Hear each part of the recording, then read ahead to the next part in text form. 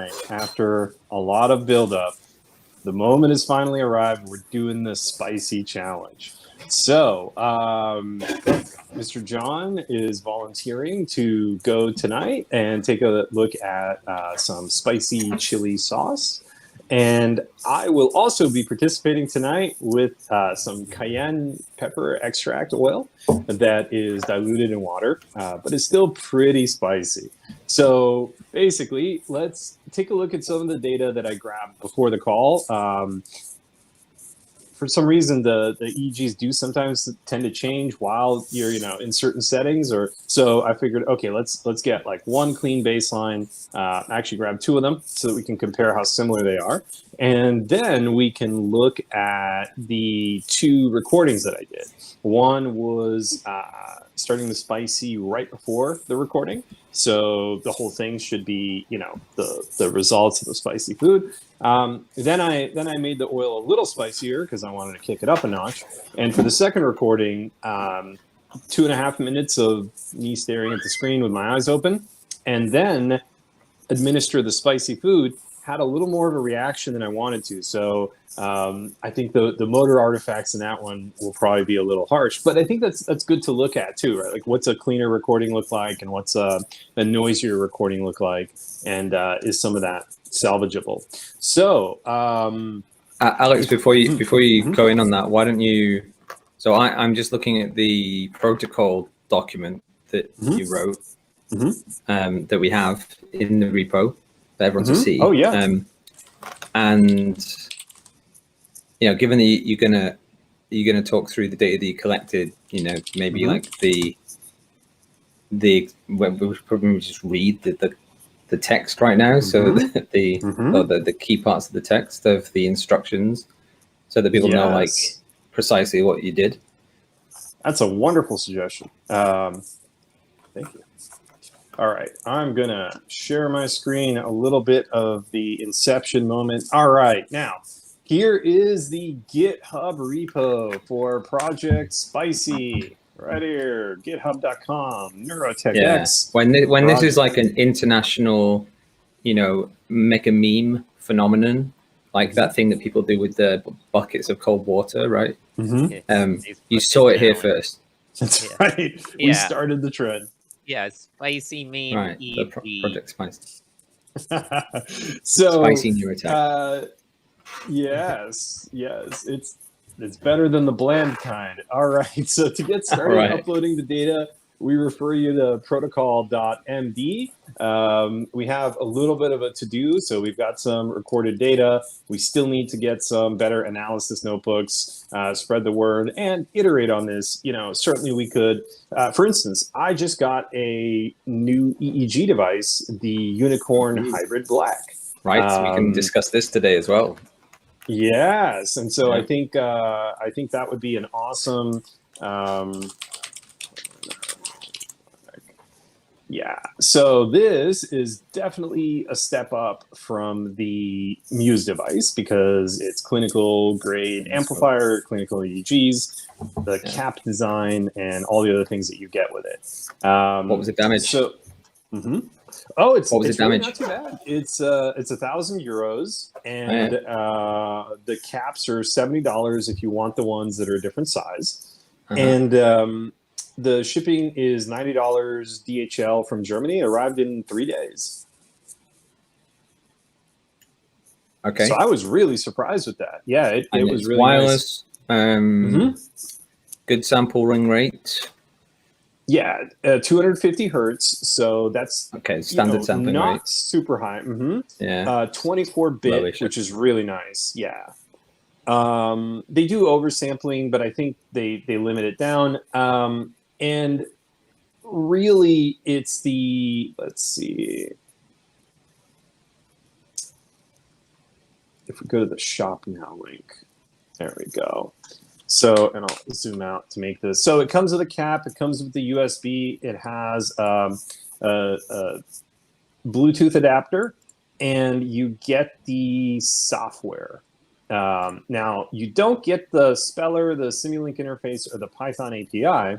And I was thinking that I would need to buy the Python API, but it turns out that Unicorn has made available an LSL broadcaster for the Unicorn Hybrid Black on GitHub, open source Visual Studio project, and you can just compile and go.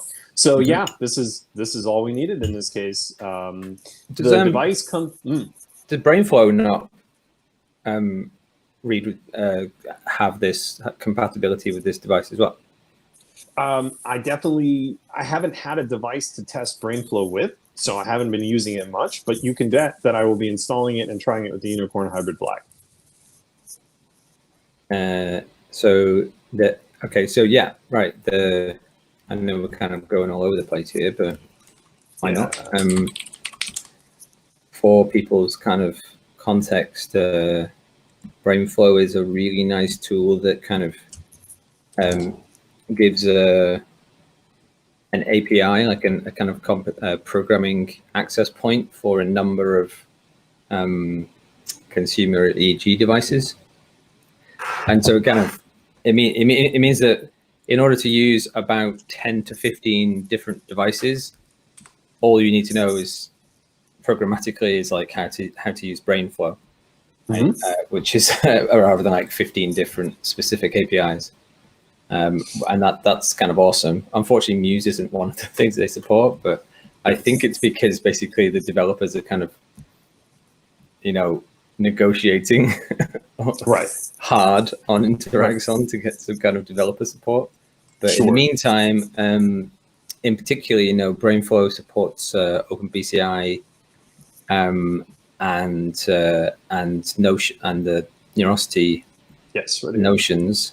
But also on the list that I sent to you, I'm sure there's a Unicorn on here. Yeah, G-Tech Unicorn right here on the. I don't know if I'm still sharing my screen. Yeah. Okay. Cool. Yeah. So this is the Unicorn section of the BrainFlow documentations. Exactly. So, Jaden. So this is great. Yeah, Jaden actually. Sorry. This is like one of the I just from. Where I live, like the things that I think about, like this is one of the reasons to have a Unicorn device. It's because you can plug it into the tools that I'm using at least. It was the same for us. Whether we use BrainFlow, LSL, or eventually decide to purchase their native Python API, which would let us access it more programmatically. They give you so many flexibility options, and Neurosity does a great job with that as well. They give you the OSC, they give you the LSL, and they give you BrainFlow. So it's wonderful to see that these new hardware devices and a lot of these manufacturers are really on board with sort of the ecosystem now, finally. Right. Yeah, finally, indeed. Right. So how many channels? 8 channels. 8. Yes. That is nice.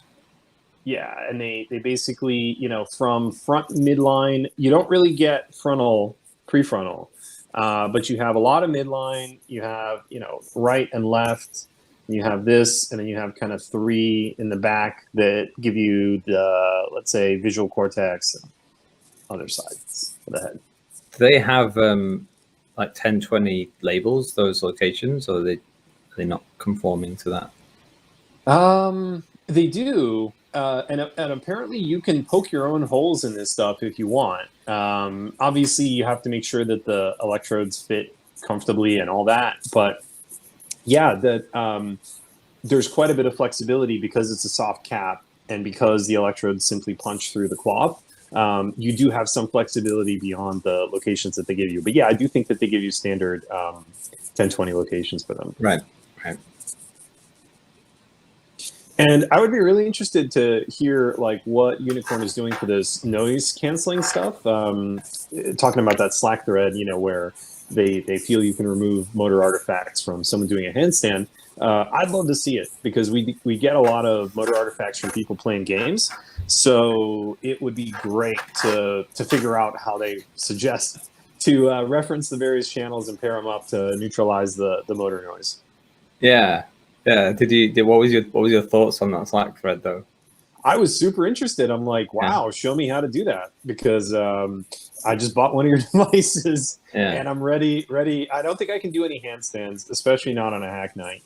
But but I would love to, because for anything where you're doing like a sudden mouse movement, you're going to get some motor artifacts if you were previously stationary. So like if you're snapping to a target or if you're doing something like that. So in the esports that we do, we have a fair bit of motor artifacts, and so it would be lovely to take those out. But so, I mean, I stared at that video quite a number of times, and the EEG when the guy's doing the handstand is really noisy. Yes, and So, I wouldn't expect that you can get a good signal out of that, because the motor movements are louder than the thing that you're trying to measure, right? Yeah. They're drowning out the electrodes. However, if there's a algorithmic way to recover the original EEG, and this is considered valid, I'm ready. I'm ready to believe. yeah. I mean, I don't want to. I'll let you kind of go ahead and look into that, but you know, it looked like the point of that video was that look at this clean data, and the data didn't look clean. So no, I agree, and I had the same experience looking at the wearable sensing gear. You know, they were like, it's motor artifact resistant, and I'm like, it is compared to a regular EEG, but I would still call these motor artifacts in the data, just much milder motor artifacts. You know, so. On the other hand, if there's a way to pair and decompose the signal in such a way that you couple the electrodes so that you can calculate, like, dynamically make it a reference so that you're removing all the common signals, you know, I could see that where you discard some of the electrodes to use them as you know, a cancellation. I don't know. Yeah, I can definitely imagine. I mean, one of the main kind of technological algorithmic priorities, even certainly kind of interests of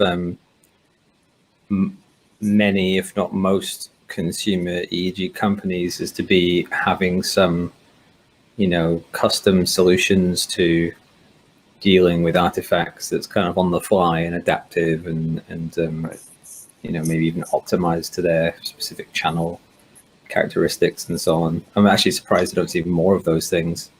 I mean, they're probably, you know, they're probably like behind the scenes, obviously, in their IP and so on. But I also have a suspicion that actually there's probably not a lot that's like particularly sophisticated going on in the kind of analysis pipelines that are running in the back end. I think you're correct, because I've gone looking for exotic solutions, haven't really found it. You know, a lot of it is just fundamental, you know, EEG signal processing, which in some ways is good too, because it's like, okay, there's no magic. Yeah, no, it's good to know. Yeah, there aren't, you know, expensive secrets.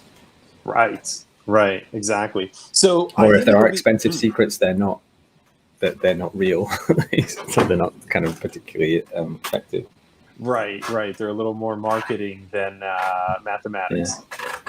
So I think it's going to be a neat contrast, because all the data that we've collected to this point has been Muse data, but hopefully next week I can redo this experiment with the Unicorn Black once we get it running. And I think in 2-3 weeks we should get a Neurosity Crown as well. And so I'd be happy to rerun the experiment a third time. And then I figure in this repo you can compare those 3 consumer devices and get kind of a feel for what are going to be the qualitative differences between them, which is going to be nice too. Yeah, that's a really nice idea. That would be a good place to do that. I don't know of any, you know, GitHub repos that do that right now. Maybe there are a few, or, you know, you have data sources that are directly doing comparisons like that. That would be cool. Yes. And so, as John very wisely pointed out, how about we actually look at the protocol instead of me describing it? So, for this experiment, we're going to be doing a baseline, and you zoom in a bit, pick. Alex. Yes. Yeah. Yes. How's this? Perfect. That's beautiful. Okay. All right. So, we're going to grab a baseline. And some people prefer doing eyes open baselines and collections. Some people seem to prefer doing eyes closed baseline and collection. So whatever method is more comfortable for you, with spicy food and whatever is fine with me. Like, I don't think we're trying to get the cleanest data here, but what we do want is a consistent comparison between the baseline and the experimental condition. So if you'd like to have your eyes open while experiencing spicy food, go that way. If you'd like to have them closed, go that way. But either way, make the baseline match what the experiment is going to do. So then we're going to prepare the spicy item of choice. And as you can see, we're both armed and dangerous. It's fine to use food and liquids. I don't think we need to get that elaborate about it. But obviously, if you need to chew, that's going to introduce some motor artifacts compared to if you don't need to chew.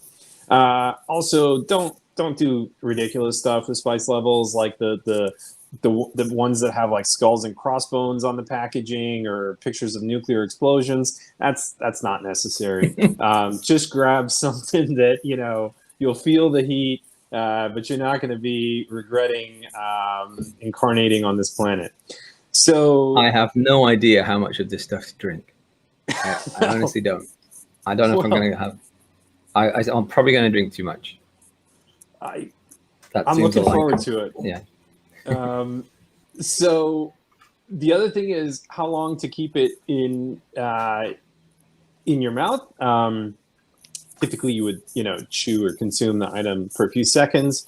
I went with 30 seconds for my spicy food, and I was definitely regretting it about halfway through that 30 seconds. So I think just pick some period that you can tolerate, and if it gets too bad, just bail out. I mean, just swallow or spit the item, and then you can enjoy your slow recovery. So we're doing a 5-minute length for all of these, the baseline and the spicy collection, but we are doing the spicy collection 2 ways.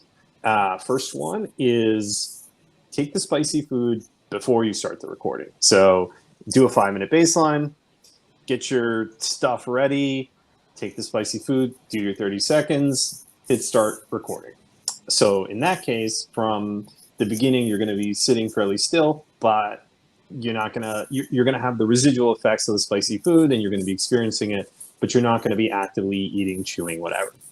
The second one, which is going to be a little tougher, but I think is good to try just to show the difference between one way of doing it and the other, is let's consume the spicy item halfway through the recording. So wait 2.5 minutes from the start, just kind of chill out, do your thing, and then consume the spicy food. I went with 30 seconds, so around the 3-minute mark.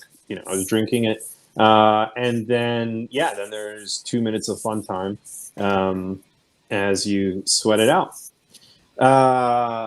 Same as last time, CSV format, XDF or EDF, points to the repo, and we have the folders.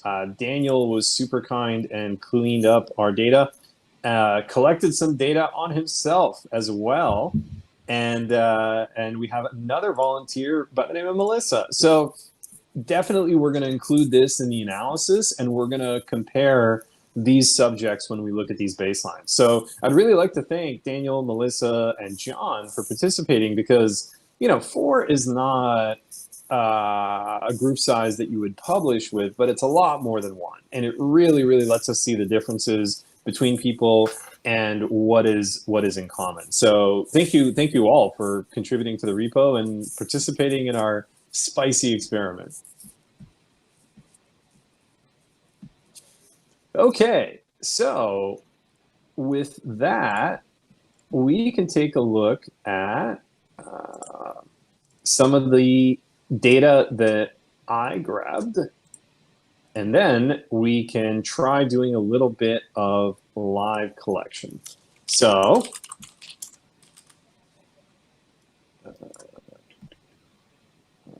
this is under Good Lord.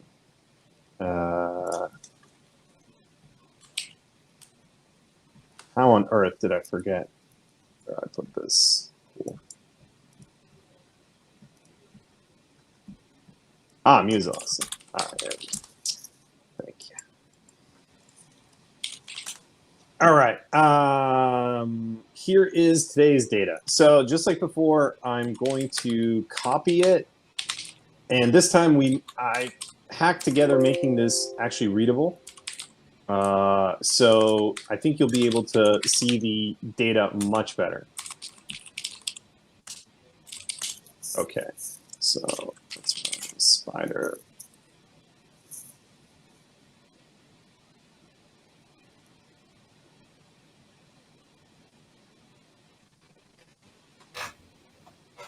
All right, and come on. Okay, so let's run this. Bam. Cool. So now it's going to save it to a PDF. Yeah. And we're going to look at that PDF. It's going to be great. Look at that. Cool. We did it. All right. So the file name is silly, but the data is readable. So let's go with that. Here is the power spectrum in the front. Here is the power spectrum in the rear, showing the usual large alpha peak that I have in the rear electrodes on the Muse. That's the temporal channels. Yeah, this is TP9. Yeah. Yeah, man. So the frontal with you the and your alpha again. I know it's consistent in my baselines. I get very bored and kind of zone out when I'm just staring at the screen blankly. So I'm pretty sure this is like a mild meditative state. But yeah, I'm not doing it with birds chirping. I'm just kind of staring at a dirty pixel on my screen. It's great. And so yeah, apparently that definitely does stuff. But yeah, you can see the big 9.12 hertz peak at 2.75 bandwidth, and then there's this other, smaller peak at 11 hertz and so on. Here's the frequency distribution. So the beta was on the low end, alpha was on the low end, etc. But let's look at the band power. Okay, so interestingly enough, it seems like the delta is kind of getting a little more quiet over time, which seems reasonable because I'm kind of zoning out. And in the rear, the alpha is the most prominent, and there isn't a lot of delta, but this looks pretty consistent. The alpha is actually above the delta. I mean, that's that's unusual, right? As we said, you have a very strong alpha, but your alpha is actually so strong that it's literally the highest frequency on the spectrum. Yes, I'm a odd duck. Electromagnetically, apparently. So nice. Yeah, it's a pretty strong. So in the front we have the delta theta, and we absolutely can look at these values. So we can say that this delta was kind of around 0.7 average, and then here it probably settled down to 0.6, depending on how you want to look at those peaks. But here, I would definitely say 0.4 is representative. So you can use these numbers, these quantifications. They're a little bit arbitrary, but you can get a sense of relative change. So this cut in half over a 5-minute span. Now, what is the significance of it cutting in half? Right, that's the harder to interpret part. But most of the other stuff stayed around. There were these periodic theta peaks. And here's what happened to the delta. Here is the very high alpha in the rear with theta and so on. Okay, so here is the band power mix for the front. I think these plots, like I said, we're actually going to make some changes to this display because I've become less and less enamored with these. But the pie chart is still useful. So in the front, very delta heavy, beta and theta are roughly the same, and then alpha and gamma are pretty low.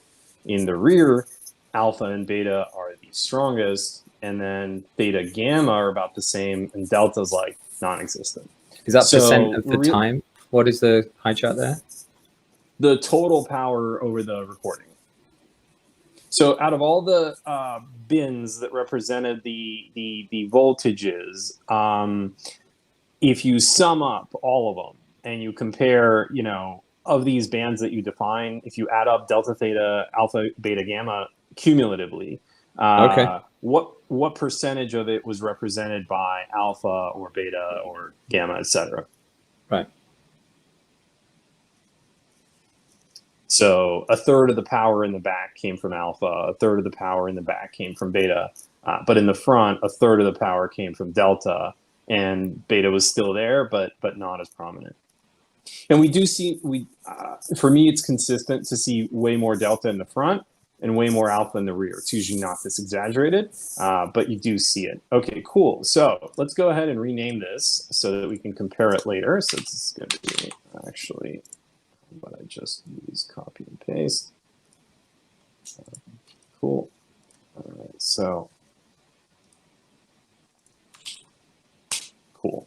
So we've got the PDF that corresponds with that. Let's look at the second baseline and see if we get anything different. Should be pretty similar, right? But that's the reason I did two, so we can see like, all right, how far apart are these?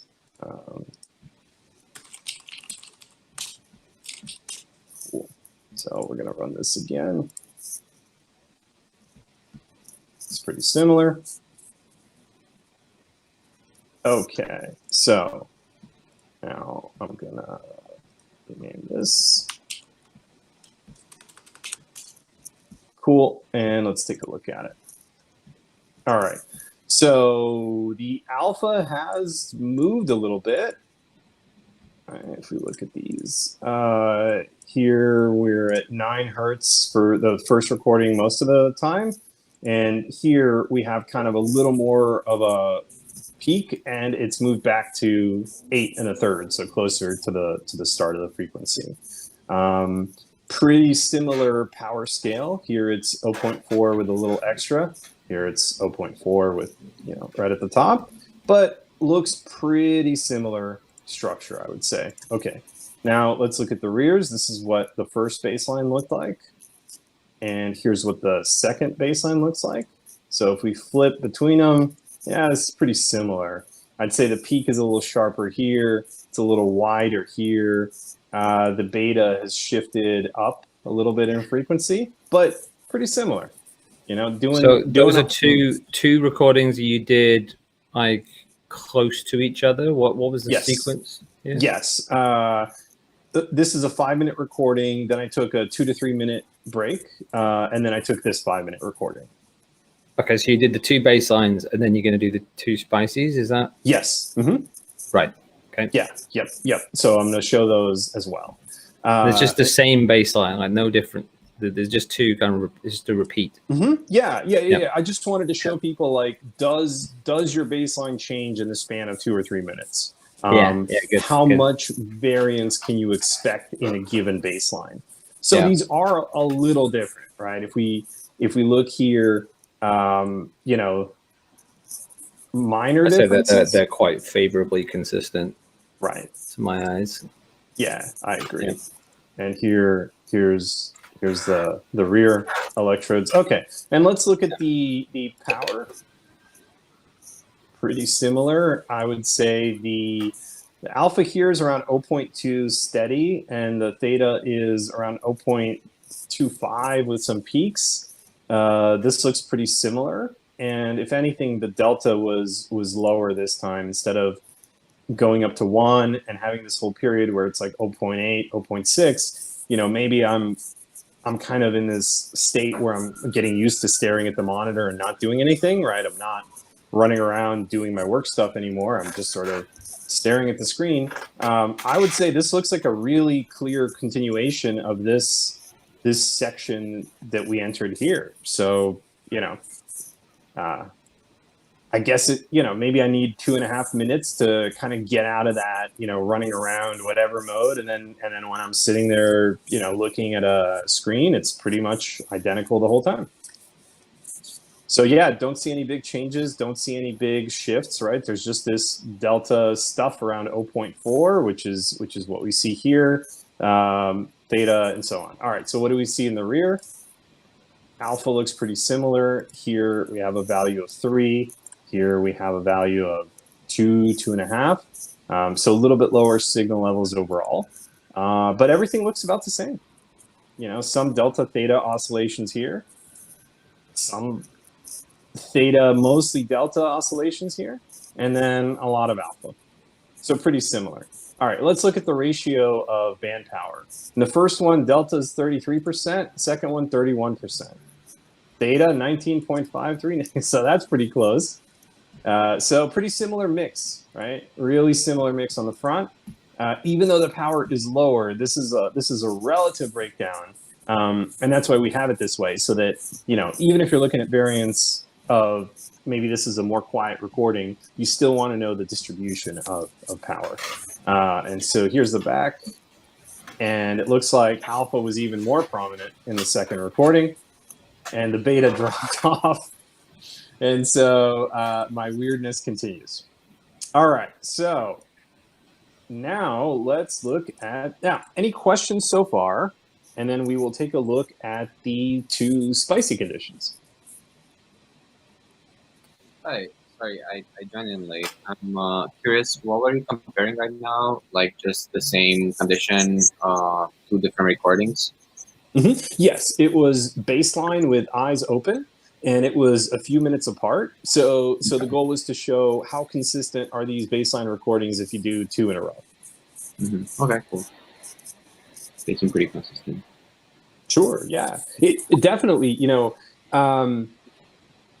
for consumer hardware in very uncontrolled conditions, I think that's pretty decent, right? It's not like you would say, oh, yes, that's identical or whatever, but it's close enough that you can say, well, I think that this person was doing roughly the same thing. Okay, so here And that was Muse, right? Yes. Yeah. This is the Muse 2016 with Muse LSL as the recording method. I mean, it would be interesting to analyze on different days, maybe when you're like in a different state of mind, to like get a better understanding of the differences. But sure, yeah. Yeah, and it would also. I was thinking, like, what if you just woke up from a nap, and did a baseline? That would be interesting. Or like very first thing in the morning, middle of the day, and then like right before going to sleep or something like that. I think doing these kinds of baselines on yourself is really cool, and something that I hope to see people kind of like doing in a quantified self way over time. Over the next few years, as these so the Neurable EEG headphones are coming, you got this Neurosity stuff that's great for developers and so on. Really excited about the idea that regular folks will get a better understanding of themselves and their brain signals. Okay, let's go try this one. So, is it going to be exciting? Is it going to be disappointing? Who knows? Now, the prediction that Jaden suggested is that we should see an increase in theta power. So there's a couple of different things that we're going to be looking for. What are the overall signal levels? Are they higher, lower, or the same as our baselines? What are the distributions of bands? Do they continue to kind of stay where they are, the way that they did in the baseline? Or do we see shifting between them? Do they cross over? Does one become more dominant for a period of time or the other? Another thing that I would consider is, are we going to see something like beta activity? Beta is usually inhibitory. In the second one, I was trying very hard not to cough. So I could see some real beta in there because I managed to get some of the cayenne oil on the back of my throat, but because I was recording, I didn't want to have any muscle movement. So yeah, it was 2.5 minutes of trying not to cough. So that could generate some good beta activity. And finally, let's see if we see a change in the ratios, right? Which is maybe we won't see these coarse shifts in the power, but we might see some ratios. And sometimes you'll see a big difference in the PSD, sometimes you won't, but let's see what we've got. So, and to make it more dramatic, let's just wait for it to run and then open it. All right, so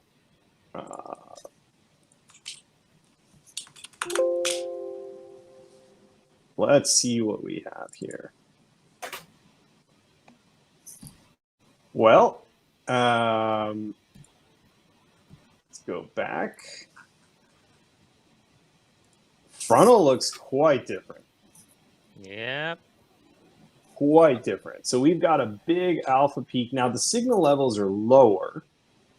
So these are around 0.4 for the top. This is around 0.4, but it's dropping down to 0.6. This is minus 0.8. So in absolute terms, this is lower. That also means that our delta is way lower because here the delta is capping out at like 0.2. But here the delta is at 0.6. So a big drop in delta. But we have a big alpha spike in the front, which we don't see in either one of these. Beta doesn't look very interesting, and gamma doesn't look very interesting. Okay, what do we got next? So we're gonna. This is 0.6. This is 0.5. And this is that delta, did it drop? Let's see, the ratio, the shape of this seems different. Here we're at negative 0.2. Here we're at negative 0.4. So the delta seems to have dropped a little as well. The theta is absolutely peaking at 8 hertz, but then again, that's consistent with our baseline. So that theta doesn't look any different to me. And if anything, I would say the alpha is more peaky and prominent, which is so similar to the frontal, right? Yeah. Well, this is the rear. Sorry. Yeah, Yes, but yes, you had the right. same thing on the front channel. You had a peak here alpha, and you had a relatively lower delta theta. Probably like, as a result of the peak alpha. Yeah. So that's what we're seeing, right? The delta's lower, the theta's lower. Is the beta lower too? I mean, the scale here is a little. Oh boy, apologies.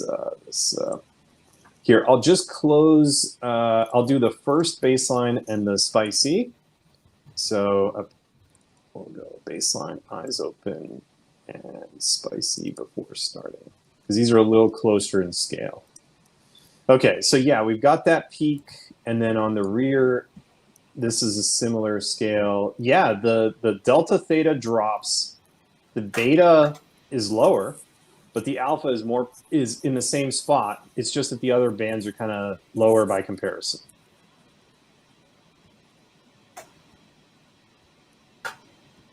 Okay, how about FOOF?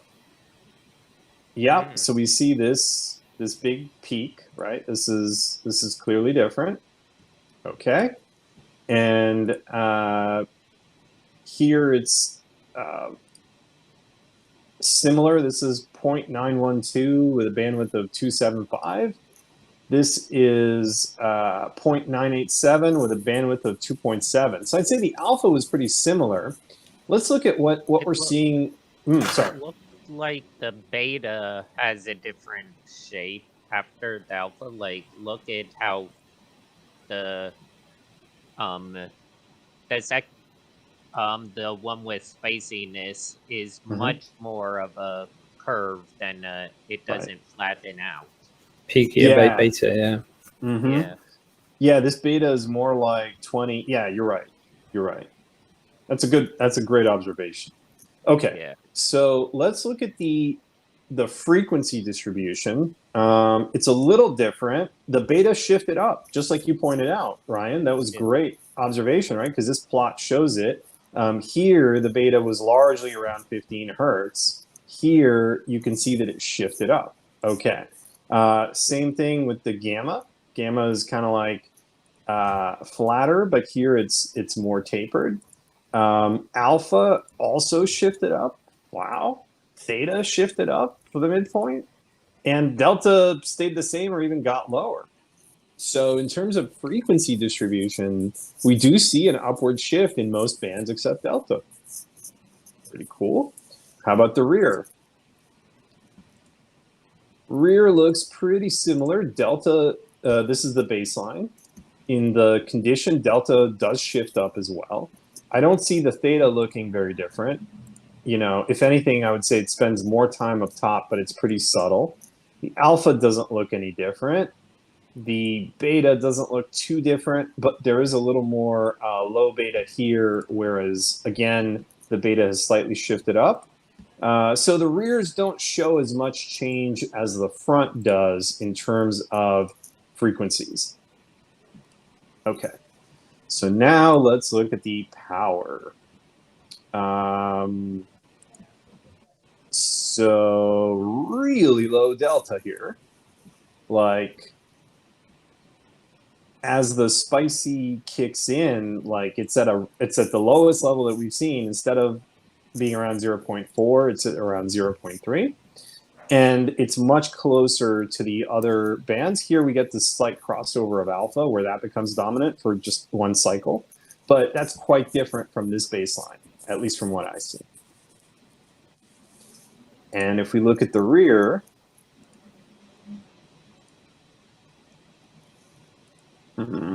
a little more separation, but doesn't look terribly different to me.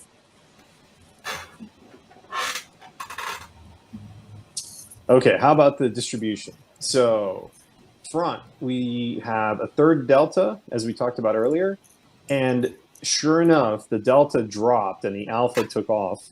So here it's almost equivalent. And here the delta is twice what the alpha is. In terms of the beta and the theta has a little less, the beta has a little more. So alpha went up, beta went up, delta went down. Right? So let's just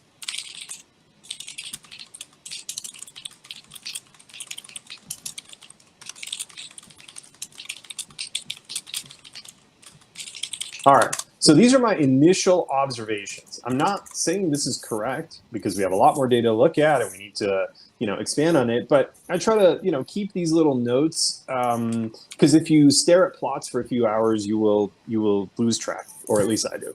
And so having some observations helps me kind of reference them when I'm looking at these over time, just also to not mislead myself as much. And then what are we looking in the rear? 35, 31. 39, 29. So the alpha became more prominent. So we've got 40%, but pretty similar bands all around. Okay, and let's see if we can see a shift of any sort during the spicy one.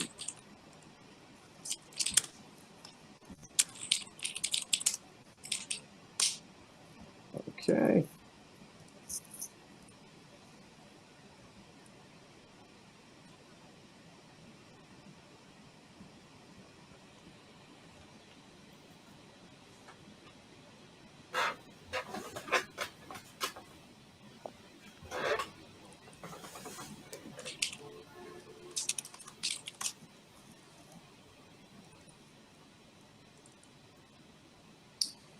Okay, so spicy during recording. I'm going to compare it to the other one.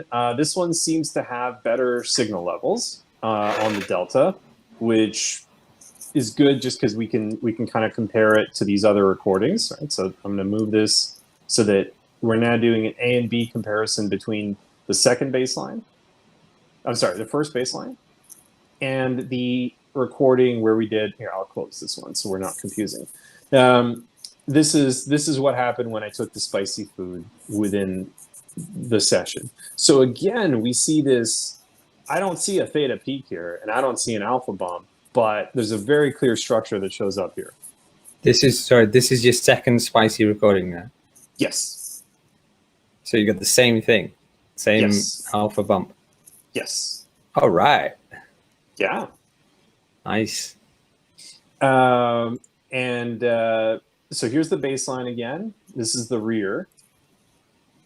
And do we again have this drop? This is around 0.2. This is around 0.2 for the beta.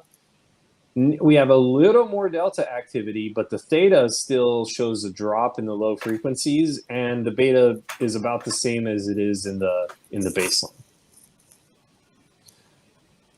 So it looks like the answer to things so far is the most distinct marker we have of spicy food is this bump on the front electrodes. And in particular, AF8, which is on the right side. But yeah, this right here is it only AF8 on both times?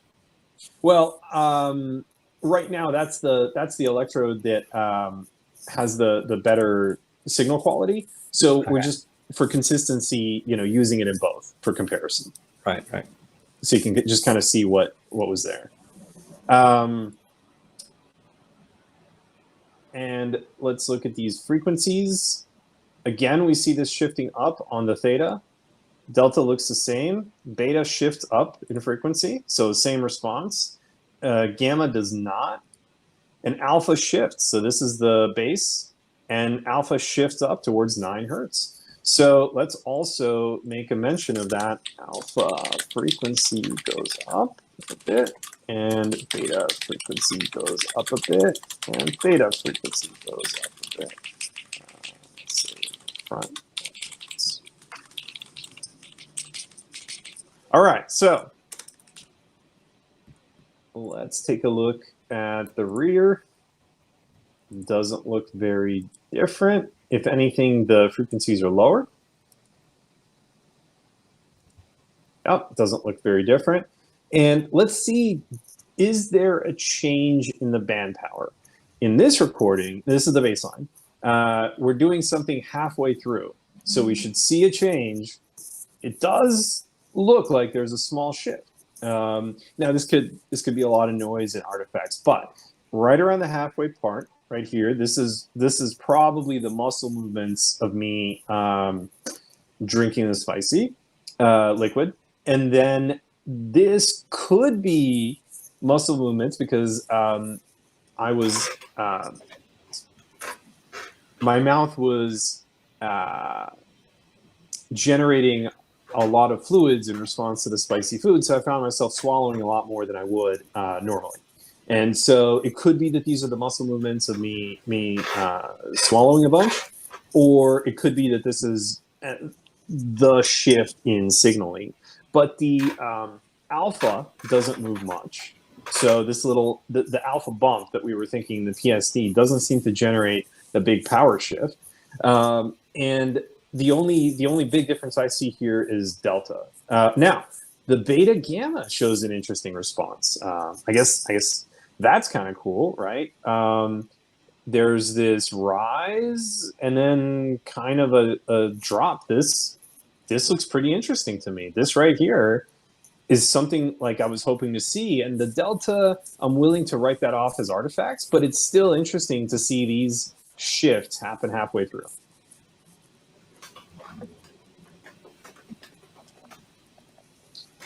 And we do see, yeah, look at this. So we've got alpha dominant in the back. This is the spicy recording. Delta's way down low. And as soon as we hit the spicy, the beta comes up to, maybe twice what it was. The gamma rises again. These are very small numbers, but it looks like it doubles as well. And the theta settles into like more regular oscillations. The alpha doesn't move much, but the delta climbs way up and it kind of matches it.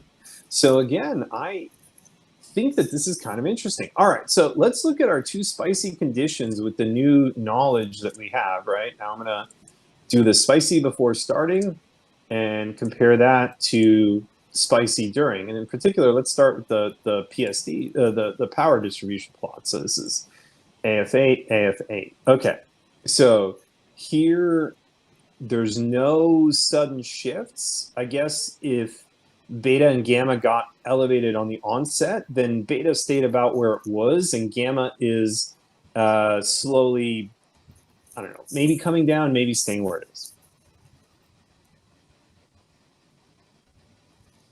Theta's about the same. Delta's about the same, alpha's about the same. So if anything, I would say maybe this delta increase at the start is this delta activity from the stimulus, right? And this is the carryover of when I, I'm only experiencing the spiciness for a short amount of time. Now, interestingly enough, this does jive with my subjective experience. Capsaicin has this kind of cumulative effect. So the more of it you take, the more spicy it gets. And since I was doing these recordings back to back, and I increased the spiciness in between, the second one was much more intense than the first. So it would make sense that the drop off here was sort of like less than a minute. And here, this kind of persisted for 2 minutes because I was definitely feeling it the whole time. And here, it was definitely fading out pretty quick. So I don't want to, you know, that's kind of a little bit of a strong conclusion. So I'm always kind of skeptical leaping to those. But it does seem like these delta spikes are certainly, if we can exclude muscle movements, interesting along with these beta and gamma shifts. Okay, so what do we see in the rear? Looks pretty different. Again, maybe because this is milder, but this doesn't look very dynamic. You don't have a lot of delta spikes that you would think, or some of the ones that we're seeing, right? The alpha is prominent. But in the spicy during, I would say there's a clear contrast between this. I guess we can look to see how similar the first half is to the. Now this will be a little bit more of a baseline, right? But here we've got alpha around 2. Here we've got these around 1/2, and here these signal levels are around 1, and the alpha's around 3. So pretty similar. So yeah, the first part looks about right. But then when we do the spicy, we see that the delta gets pushed up and the alpha gets pushed down. So what was the power spectrum for this one? Can we just flash to that again quickly? Oh, please. Yeah, absolutely. So this is TP9. This is spicy before. This is spicy during. Right. Because you had like alpha and delta kind of alternating in the line plot, right? Yes. But in the power spectrum, it looks pretty dominant still. Yes, or was because I that, don't think it was. Yeah. Looking at the rears, right? It does oscillate, but if you look cumulatively, I think most of the power and I think it was more focused on the alpha as well. Right. In terms of like bin width, you know, it's largely concentrated. Okay.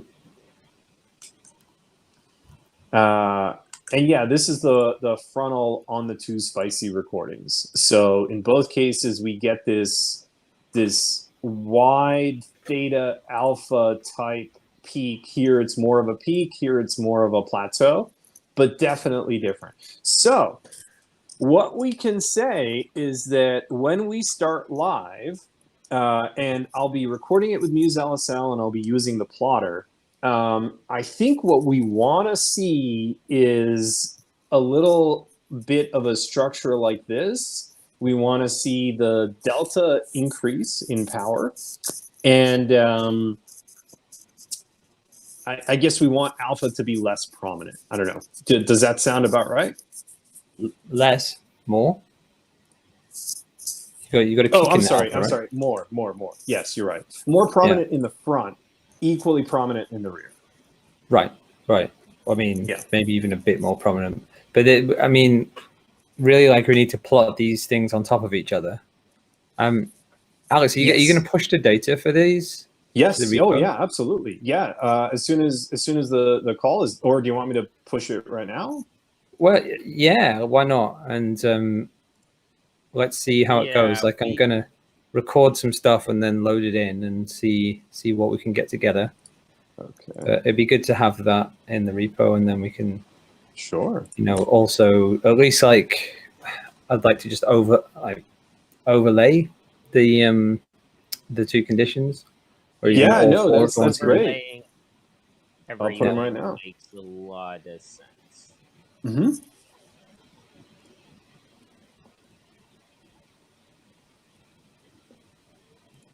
Okay, they should be in my folder. Yeah.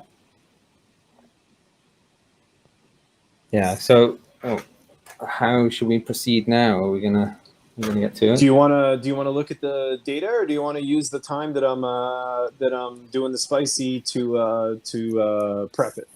I'm trying to think what. Yeah. Like, well, firstly, like, what's the? Just get a bit clearer in my head. Like, what's the protocol that I need to follow here in terms of the recording? But also, like, what's the most useful way of doing it, right? Because so let's just talk about the protocol for a second. So Sure. Let me stop sharing. what is your plan now, like concretely for doing this recording in the coming minutes? You're gonna turn, like, connect, turn on, and then you've got your Muse LSL record command, and then you're just going to tell it for how long it's going to go for at each time, right? So, so what's and then the I'll fire up the plotter as well so that we can watch it. Sorry, you're going to do it in real time. Yeah, so both, because Okay, I can record and plot. So we will have these windows. I don't think we need the raw too much. Alex, Mhm. I think your screen is still Right. sharing. Right. Sorry. Let me hit share entire screen. Okay. So we'll have a display like this that we can look at during the recording, and then we will have the Muse LSL afterwards. So you might see a change when I drink the liquid, right? You might see it in real time. I think that'd be neat, but you might not. Right. So we can try. And this one is, because we don't have the ability to average the channels in this plotter, this is just grabbing TP9. So if you're wondering what electrode we'll see, it'll be that one. Okay. So you're going to connect, turn on, and then you're going to do another baseline recording. No, I figure we have those, and just to spare people a few minutes of me quietly sitting here. Yeah, exactly. This is what I'm thinking. Like, I don't want. Yeah. So I would say sat watching let's just do the spicy during. That's really the only thing that I'm kind of suggesting. So and we might not even. So you're gonna do two. No, I was just going to do one. Just one 5-minute boring demo. So 5 minutes and then eat halfway through? Yes. Right. Okay, so I'll do that. But I'll also do a baseline. And what was the thinking around the other one, the eat pre? Just so you don't have the kind of motor artifacts? Yeah. Just so we have two chances to measure the stimulus onset to see how similar or dissimilar they are. And one is we don't get to see the onset at all, but we have less motor artifacts. And the other one, we are going to have motor artifacts, but we get to see the response to the stimulus fully. Right. So I'll do these things. I'll do them eyes open, and I'll I'll stay on the call, and but I won't talk. Right. No, that's good process. And I'll try and stay still. And yeah, let's do it that way. Yeah, absolutely. Ryan, maybe you can tell us about the latest with Noise Bridge while we're doing this. Right. Yeah, that's be good to have some conversations going. Yes, please. Yeah. If you folks can make this not 5 minutes of dead time, the 7 people that watch this on YouTube will absolutely thank you for it. Before it goes viral. Yes, come on now. I'm going to be a TikTok legend, and so will you, John. Yeah. This is going to be great. Yeah, so let me know when you guys are getting started. Yeah, I can definitely give a couple updates about Noise Bridge, and what's happening over there.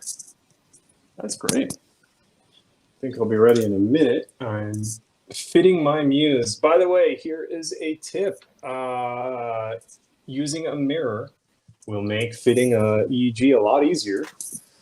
So, sounds obvious, but helps with consistency.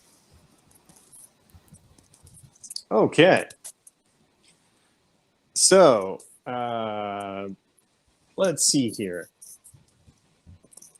I think we're good on the fit. By the way, you're going to notice that as I talk and do stuff, these signals get pretty awful.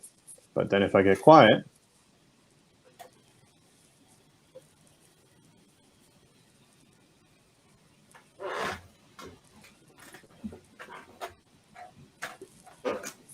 then it's a lot better. So talking and stuff, as you can see, generates a lot of delta. You know, that's where a lot of these muscle artifacts are. So you can just see that the pattern here, right? This spike, this peak, and so on. But again, I'll stop talking.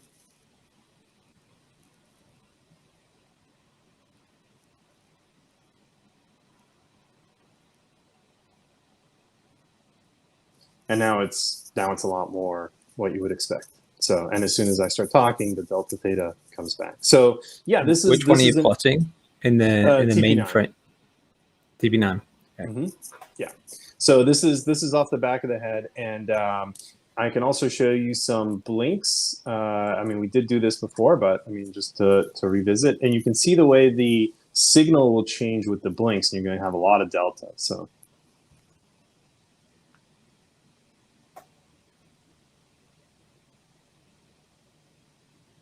There you go. So you can see blink causes delta spike. So on the rear electrodes, the delta will kind of indicate a lot of these muscle artifacts, and that's why I'm kind of, you know, skeptical of these delta oscillations when we start the fun stuff. Okay, so let's do the boring recording.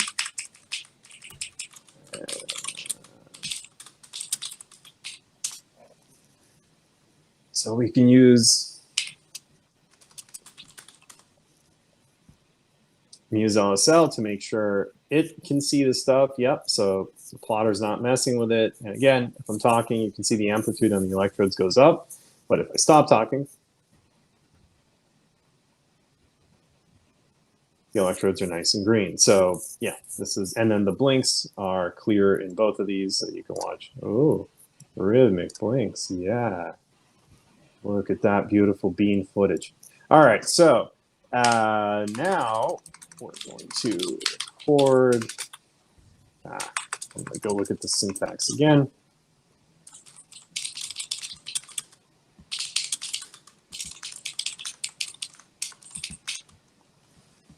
And let's grab the file name. Cool. So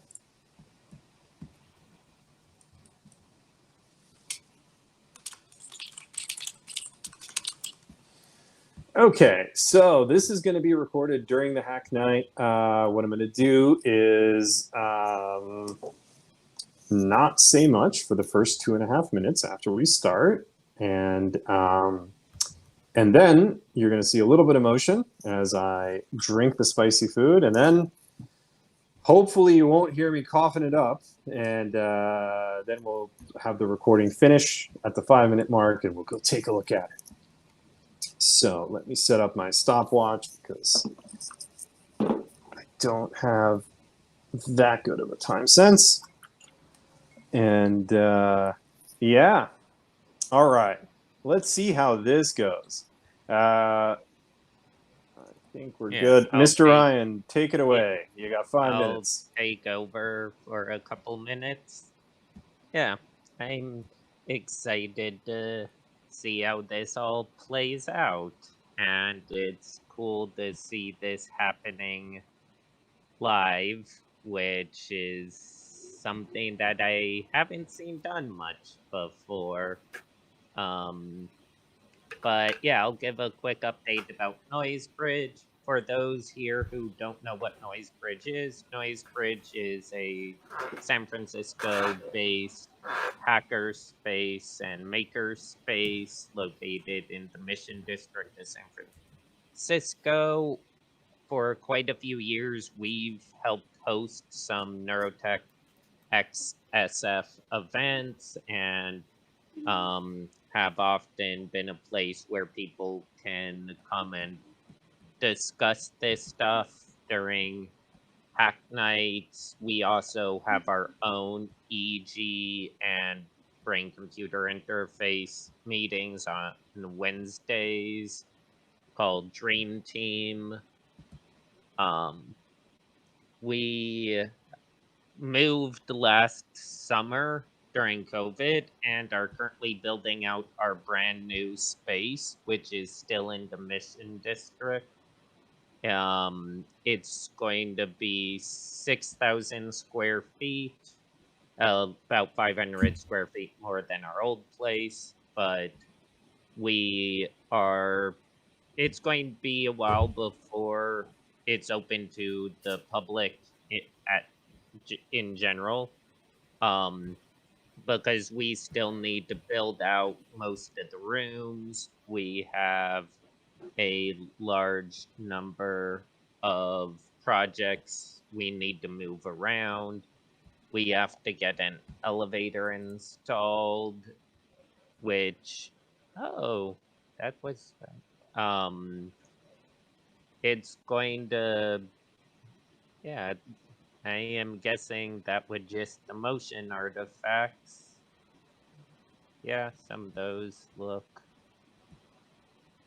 pretty interesting. Only about 3 more minutes, I think. We'll see if these are very different. Oh, wow. That was quite a bit. Is that the alpha, that green one? It is, isn't it? Yeah, I think so. Oh, That's the giant alpha. yeah. Increases. Yeah, and the delta definitely went down during quite a few of those. Like, look, the delta's at the bottom. Like, yeah, the delta alpha split is somewhat consistent. Yeah. Also, though, looks like beta is up higher.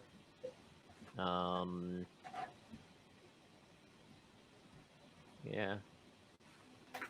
Oh. Yeah. Delta went up again. Yeah, it looks like the delta and alpha are almost flipping.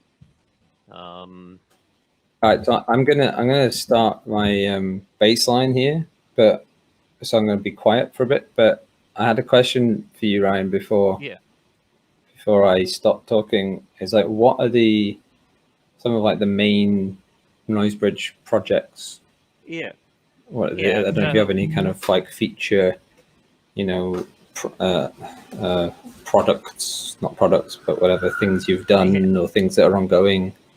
Yeah, so other than our classes, which are kind of projects in themselves, we usually have a couple ongoing long-term projects of developing either some sort of art piece or installation, whether it's Floschen Taschen, which is our beer bottle LED display wall, or one of the projects I'm going to start up pretty soon is building a robotic parts wall, because Noisebridge has a massive electronics parts library of, I'd say, somewhere around 6,000 or 7,000 different electronic components.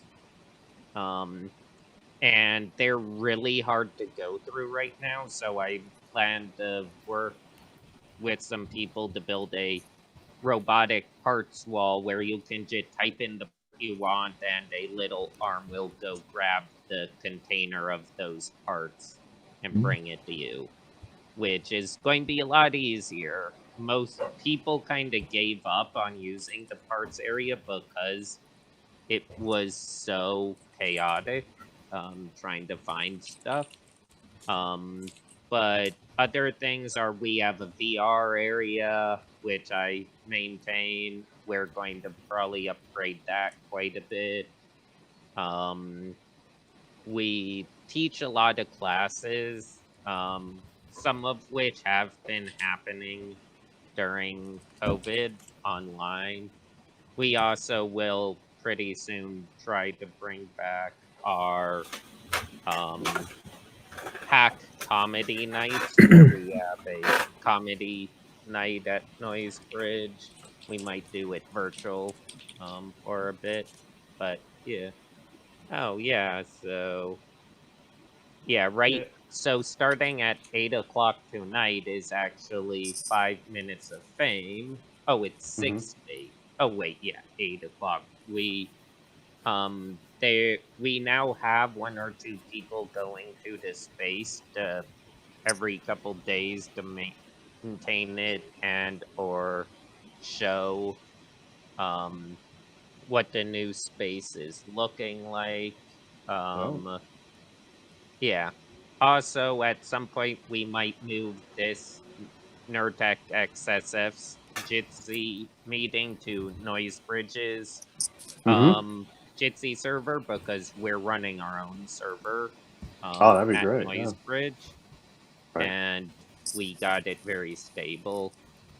Yeah, so that picture shows our old space and the hackatorium Mm-hmm. area where a lot of our events and larger classes happen. That looks like a circuit hacking.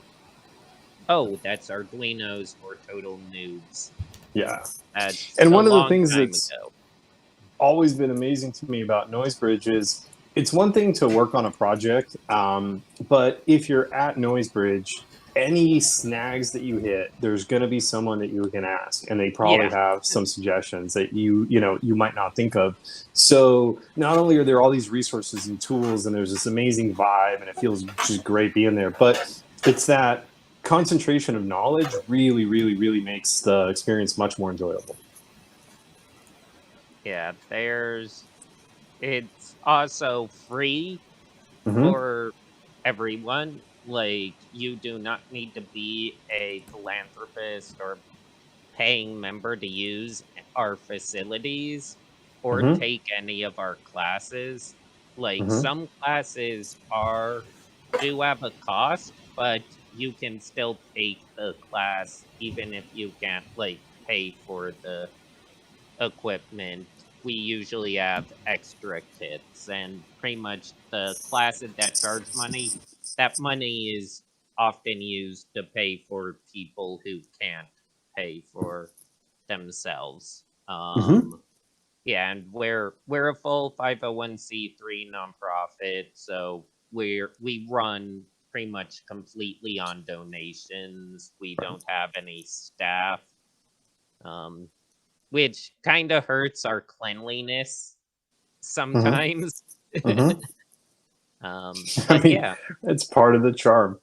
Yeah. So let's take a look at the recording. Now, I have some feedback. My eyes were definitely watering during the recording, and when I would blink, that's what the delta was. So there's no question that the delta is in fact motor artifacts, and they're related to me blinking a whole lot because my eyes are watering. But the alpha shift was really clear for me Yeah. because my when I'm listening to conversations and stuff, I'm more attuned to the speaker, so I'm kind of less zoned out. So my alpha doesn't get as prominent. And here you can see during the early part of the recording where I'm not doing the stimulus, my alpha is just kind of dropping, and it really settles in around 2. And if you look at the previous recordings, it was around 6 for these rear electrodes. But what's really interesting is as soon as I put the spicy oil in my mouth, and I'll do one where I'll show you just the contrast so you can see it kind of like with me talking, right? It won't make a good recording, but you'll be able to see it. But as soon as I drink the spicy, my alpha goes from 2 to like 4. And here it's really spiking while this is the period where I have it in my mouth. And then I drink it, and then it recedes back down. So as far as I can tell, the clearest sign for me, especially on the rear electrode, is a rise in alpha. And it doesn't look like we got anything much on the front, but I think, you know, I have a different fit on the Muse because I wasn't wearing it during the recording. So I have a feeling that the fit isn't as good. It doesn't, you know, I should rerun this a few more times if I want to get like a better answer. I was just in a hurry to put on the Muse so that, you know, get the recording started, and I think I've got it a little too high. But anyway, what I experienced looking at the EEG in a neurofeedback way was the alpha was the most representative. And if we look at what we saw in the plots when the data was clean, it was the frontal alpha that was the biggest shift. So right now, I would say that there's a pretty clear relationship with the alpha where during the pain onset, it is steadily rising. And this is definitely consistent with me feeling it more and more intensely. And as soon as I get rid of the capsaicin, then it starts this slow decline. And then it kind of returns to where it was because the spiciness fades out. So obviously we're going to look at John's data. He's going to do his recordings. We're going to look at these plots simultaneously. But as my initial analysis, I would say we don't really see a change in theta. We do see a bit of beta, but it's really subtle, and that's because beta is pretty small. You know, anyway, we're not scaling it to the actual power that's present. But the big change is in alpha, and while I wouldn't say that this is a clean enough look for it to be definitive, I would say that the data is strongly suggestive that as the capsaicin response gets stronger, the alpha gets larger. And as the capsaicin response gets smaller, the alpha does as well. So it is this particular, you know, increase as, you know, right here, I'm taking it, then we see this rise, then we see this drop. That seems consistent with what we've seen in the other recordings. And this does seem to be the best picture that I can see from the EEG.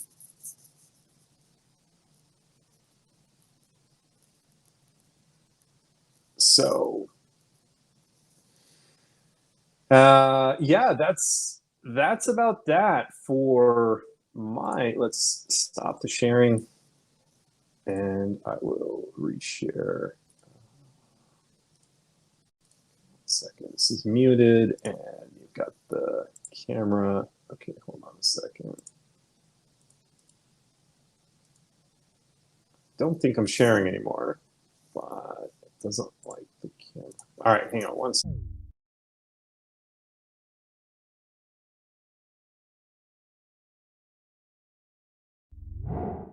Hey, all right.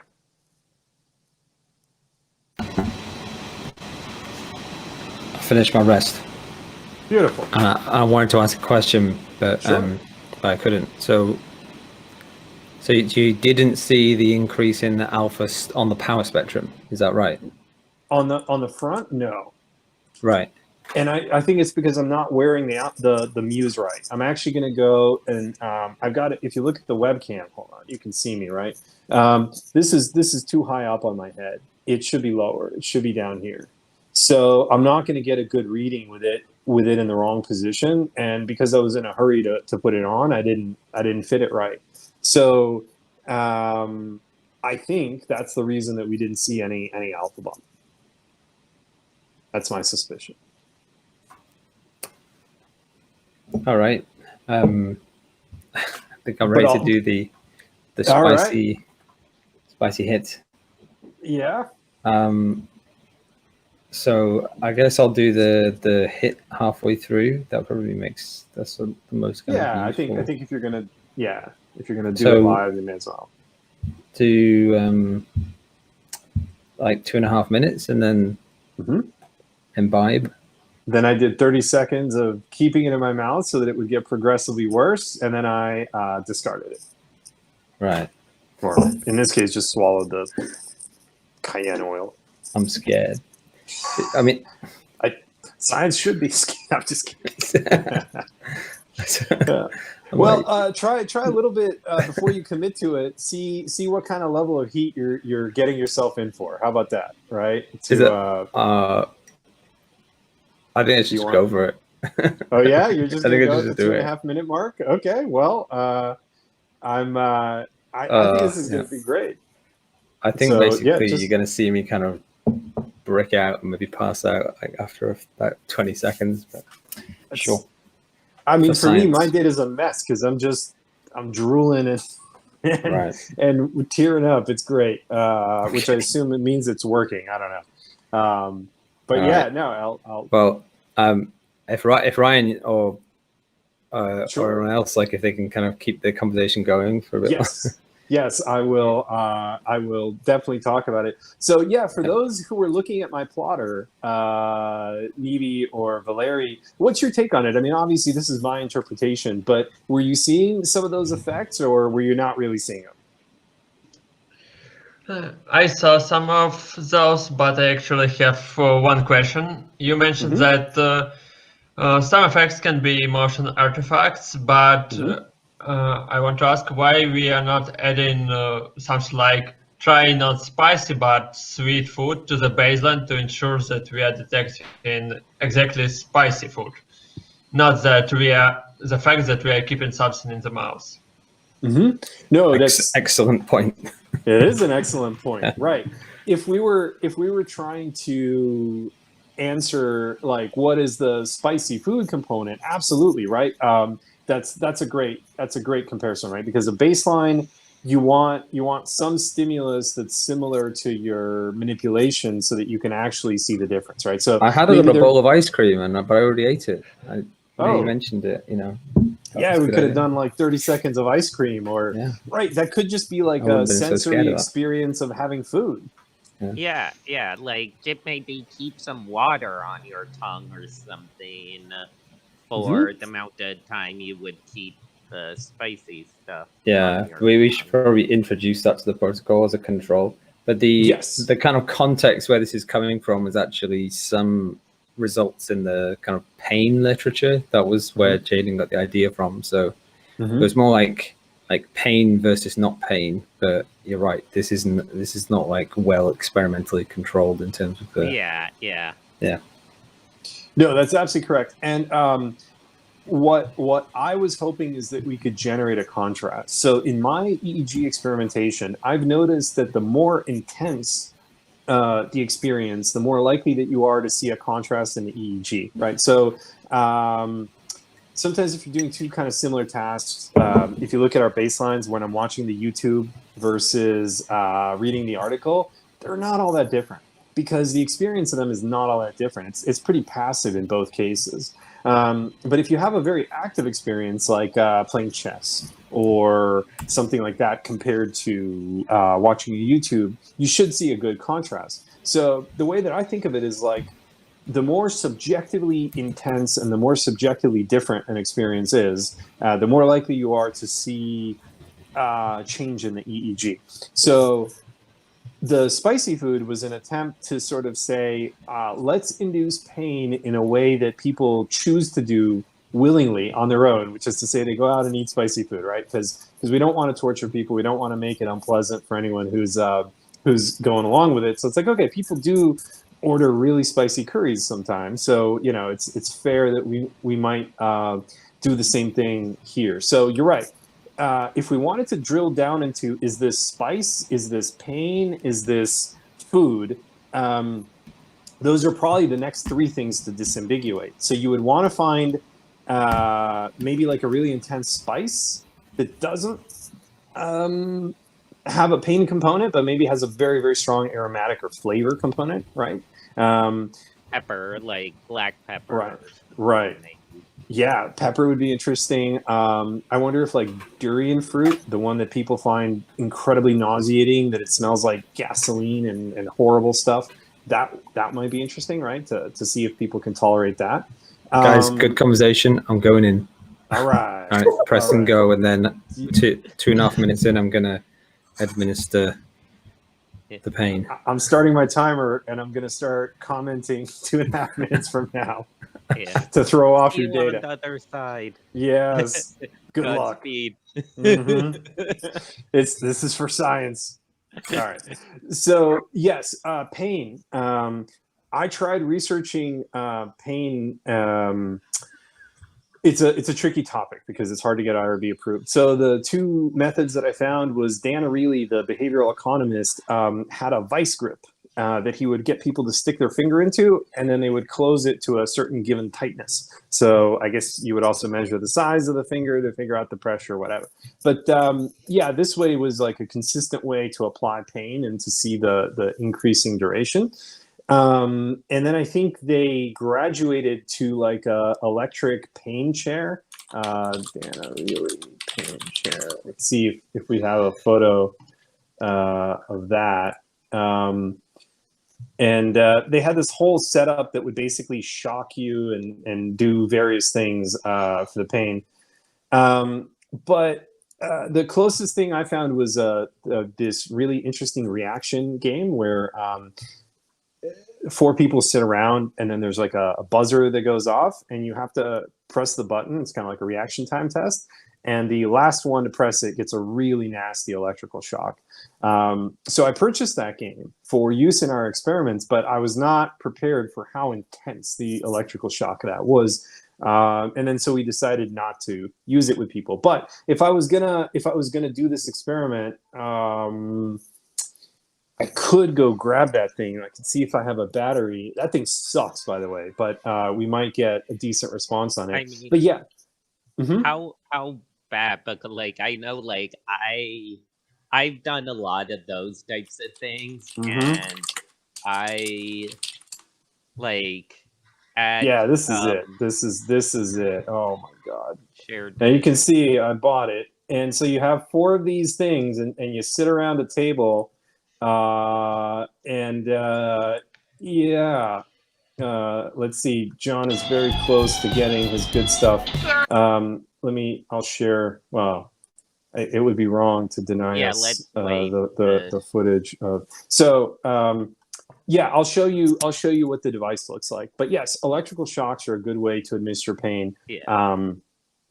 They're also easy to control. Like you can easily build a tunable thing, like or buy something like a ESD gun for electrical discharge testing. Like Linus Tech Tips recently did or a couple months ago did a video with a well-known electrical YouTuber called Electroboom, and they were using that gun to charge themselves up and then touch things on a computer and do static shock discharge. And but yeah, I know at the cocktail robotics competition at DNA Lounge like 2 years ago, they had a shot robot that it would pour you an amount of tequila based on how long you could hold this little ball that would shock you, and it would increase gradually. And I was able to hold on till I got poured 2 shots, which was a lot more than anyone else. But also, I didn't want 2 shots of tequila, so I gave one to one of my friends. Yes, that sounds like a worthy adventure. So I will note, sorry to make John the point of this. So increased blink rate, increased swallowing, and it's just, I think that's a natural reaction to the spice. Your mouth kind of waters a little bit, your eyes kind of water a little bit, or at least mine do. And I definitely noticed the difference in the 2 conditions. So I think we're about 20 seconds away from hearing from John how much he regretted or how little he regretted the choice of items that he went with. I like how straight-faced John is. It's impressive. We're not helping. Yeah. We're not helping. Okay, so let's go talk about Yeah. NoiseBridge for a minute. And yeah, it's going to be good to see that open again. And Yeah. And I we think can do this in person as a group. yes, yes, indeed. I can make my salsa finally. I don't think I've ever made it for Neurotech. Ooh, that would be good. I'm pretty well known for my salsa. Ryan, how have I missed out on this? Yeah, like I make it for a couple NoiseBridge and All right. You made it, John. I made it. How was the intent? Yeah. Sounds like you had a good time here. Let's look at your data too. Did you notice the eye watering and the mouth watering? Oh, yeah. I mean, what was not too bad, because actually,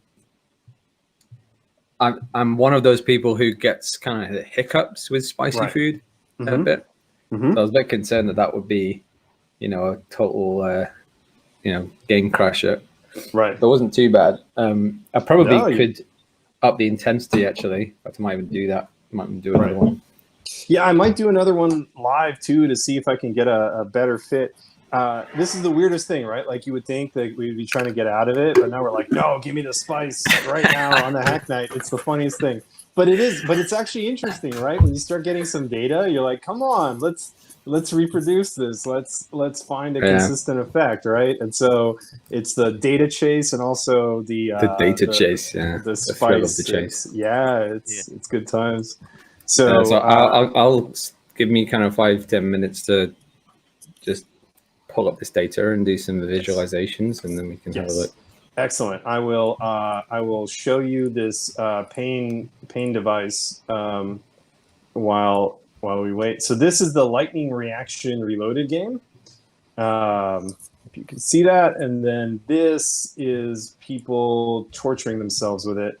And you can see that basically, so basically you're waiting, right? And it picks an arbitrary number of seconds for when the chime is going to happen, and then if you're like the last one, you'll find out. And again, this is a product that people choose to buy, but I was really surprised at how intense the shock was. It was quite unpleasant. Like I thought it would be a gag, like, oh yeah, it's a shock, like the old joy buzzer. No, this is a pain game for real. Yeah. Like after the first round, are we going to see someone get hurt, right? Hopefully, right now. Come on. Yeah, there we go. Yeah, and you can tell it sucks when they drop it, and it sucks a lot. Let's see. Here's another one. Yeah, I don't know. Oh, kids, come on now. Why would you do that? Okay. Red and Link. Yeah. Here, these are adults. Is it better or worse than putting a 9-volt battery on your tongue? I have not. Oh, it would have to be way worse. I have not tried a 9-volt battery. Let me go see if I can dig this thing out. Yeah. 9-volt batteries don't hurt much. 12. So, Valeri, do you agree with our assessment that yes, this isn't super rigorous in terms of spice or whatever, but does it at least make sense what we're trying to do? Yes. Thank you for elaboration on this.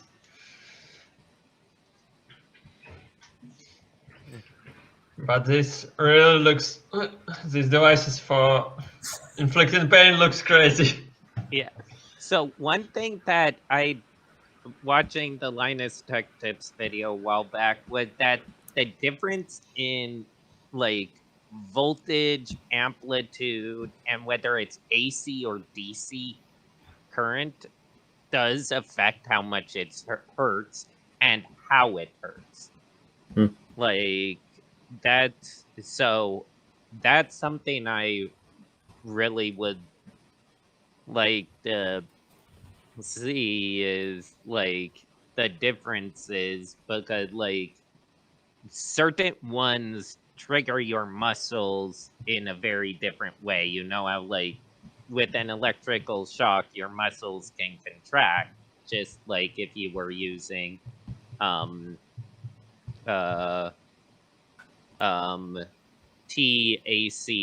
or TDCS, or using electrical stimulation for muscles. This is pretty much the same thing, except not actually scientific.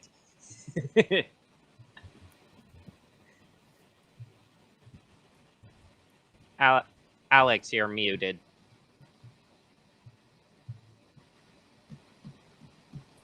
So this thing actually works, and it's on.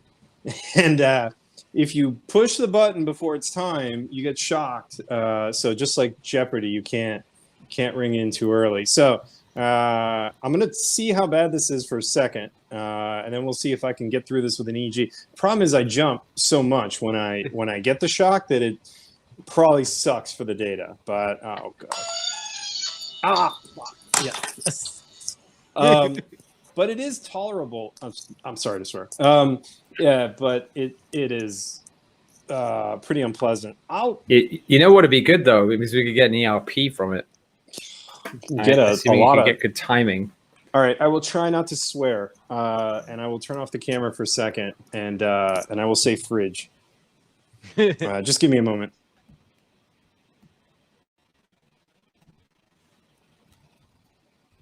Yeah. Luckily, I think there was enough audio noise that we couldn't really hear if you swore or not earlier. We'll find out on the stream.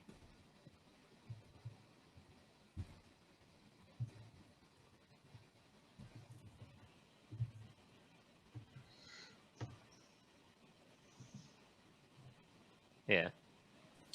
All right, so let's do the plotter and see what this mess looks like. Oh god. So let's share your screen. Bring up the plotter. I'm all out of sorts. I can tell you that already. Yeah, now you're thinking about it. You're I'm looking forward to it is what I'm doing. This is going to be great. All right, so let's pull this up. Okay. And let's share that screen. Okay. So we're back at the good times, and yeah, I think that this is going to be mostly motion nonsense, but let's see what we got. Maybe you try to hold your hand down with your other hand, like. Yes. This way I can make it worse. No, I will put my hand on my leg and just release this thing when it gets too much. So, okay, so here we go. When you hear the music, that means I'm getting shocked. Let's do it. 1 sec.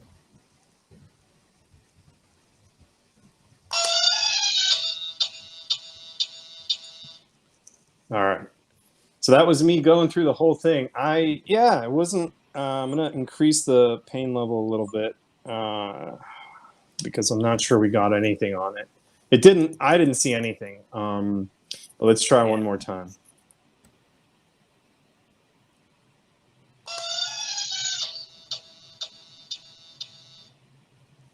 Okay, so I held it the whole time. I would say that little bit of alpha, buzzy, whatever, that could be like, my me kind of shaking with it. But let me do one more time. It looked like there was a very small alpha, buzz. I've got this on setting strength 2 out of 4. Don't dare go much higher. All right, let's try this again. Stay quiet for a bit longer beforehand to clear up stuff.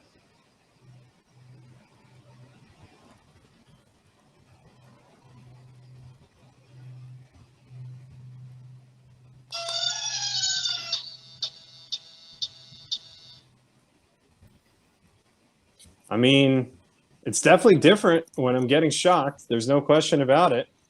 I'm going to take it up to 2.5. Oh, holy Moses. Let's try this again. So it looked like alpha theta was what we were seeing. Let's try again.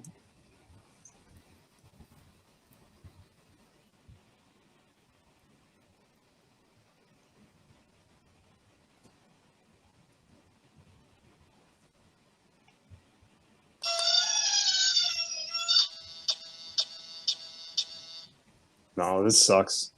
There's nothing much happening here. So it doesn't look like the pain response, but let me take the spicy food and because I've still got a little bit of this mix left, and I'm gonna keep it for about 30 seconds. And what you should see is that, like, I don't know, my alpha should be kind of the dominant one during this. So it does seem like that sensation is different than this electrical shock type of pain, whatever that means necessarily. Okay, so I'm gonna hold on a minute. By the way, if anyone has suggestions for things they want me to try, let me know. We have a little time.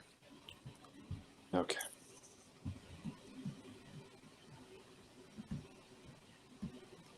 All right, so I'm going to drink in a few seconds.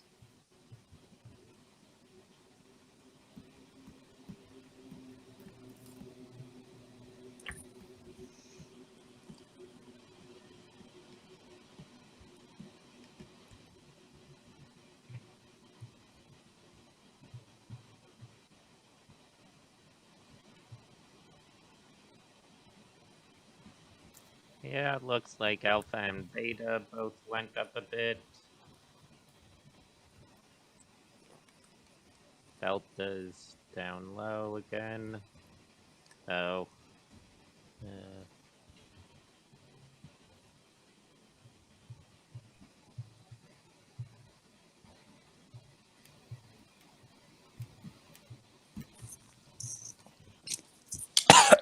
Oh, all right. That's too much. All right, give me a moment. I'll be right back. Holy Moses.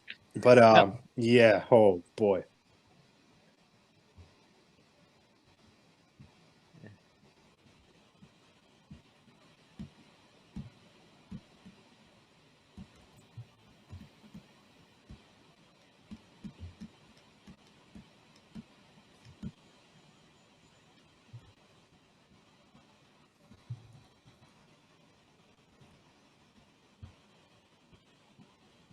now everything's a mess. What happened just now? What was he doing? Or he took it off. He had too much, I think, and needs to go like grab some milk or something. Oh, he did another spicy run. Yeah. Right. He Yes. should have ice cream. or That's definitely something. up my nose. No. I managed to cough some up my nostril, Oh. which Oh. I would rate this experience A+, 5 stars on Yelp. All right. So yeah, I think that holy Moses. Other than the party foul, it looks like, again, there is sorry for the inception. Let's find the sharing. Holy Moses. There is definitely that slow alpha increase. It's pretty subtle, but the thing that I feel most comfortable saying is that alpha looks like it's related to that spiciness. And as Valeri pointed out, we can't conclude that that's spiciness per se, but it does seem slightly different than the electrical shock. And it seems more consistent with that building burning sensation that I experience off of spicy food. So it's more like that alpha is like closely matched to how much I'm feeling the burning. Interestingly enough, that last time I didn't feel it too much, and it didn't look like the response was as strong. Maybe I've kind of overdone the whatever. But then when I did cough after removing it, sadly I didn't have the EEG on, but I'm sure that would have been notable. And I'll turn the camera back on. So John, I hope I bought enough time with my sacrifices for science. But yeah, this thing isn't as bad. I guess if you really kind of just get used to shocking yourself with it, after a few minutes, it's fine. Yeah, I'm nearly finished generating a bunch of things. So Great. if you can kind of punish Yeah, yourself please, more. please, in some Nivi, way. yes. Yeah, so I was wondering, do we expect for these different types of pains, do we expect to see similar responses each time?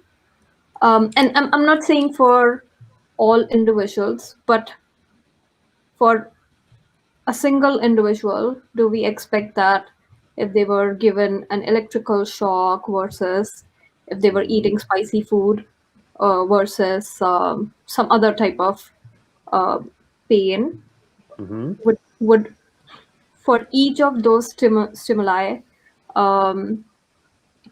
would they have the same kind of changes in their same set of electrodes? So that's Expectation. a very good question. One of the real difficulties with EEG data and doing studies with large populations of people is how different their responses tend to be. So people's brains and skulls are structured very differently, just in terms of shape. Those 1020 electrodes do a very good job of attempting to create a homogeneous grid. But the reality is some people have very small heads with, a small amount of space between the top and the sides. Some people have very wide heads that do have a lot of space. So there is quite a bit of variation. On top of that, the brains are structured differently. They each grow. They all have their own characteristics. And then people seem to have slightly different mappings for things. So depending on how universal the thing that you're measuring is. And the two examples that I can give of very, very, very consistent signal sources are the motor cortex and the visual cortex. So the motor cortex kind of up here, drives a lot of the muscle movements, and the visual cortex back of the head. The visual cortex is the most consistent place because it's sort of the one part of the brain that seems to work the same in everyone. And to take it a step further, you can almost get a pixel mapping out of the visual cortex, that it's a very structured, very consistent thing.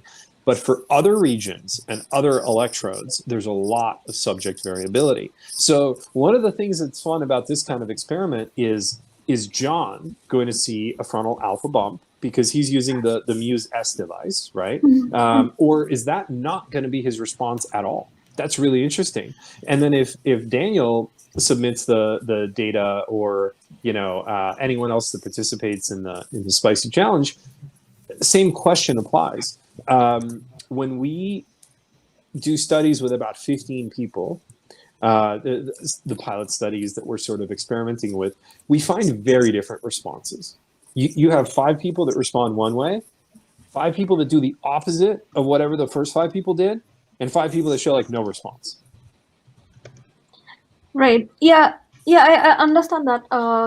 For each subject, you will see a different type of activation.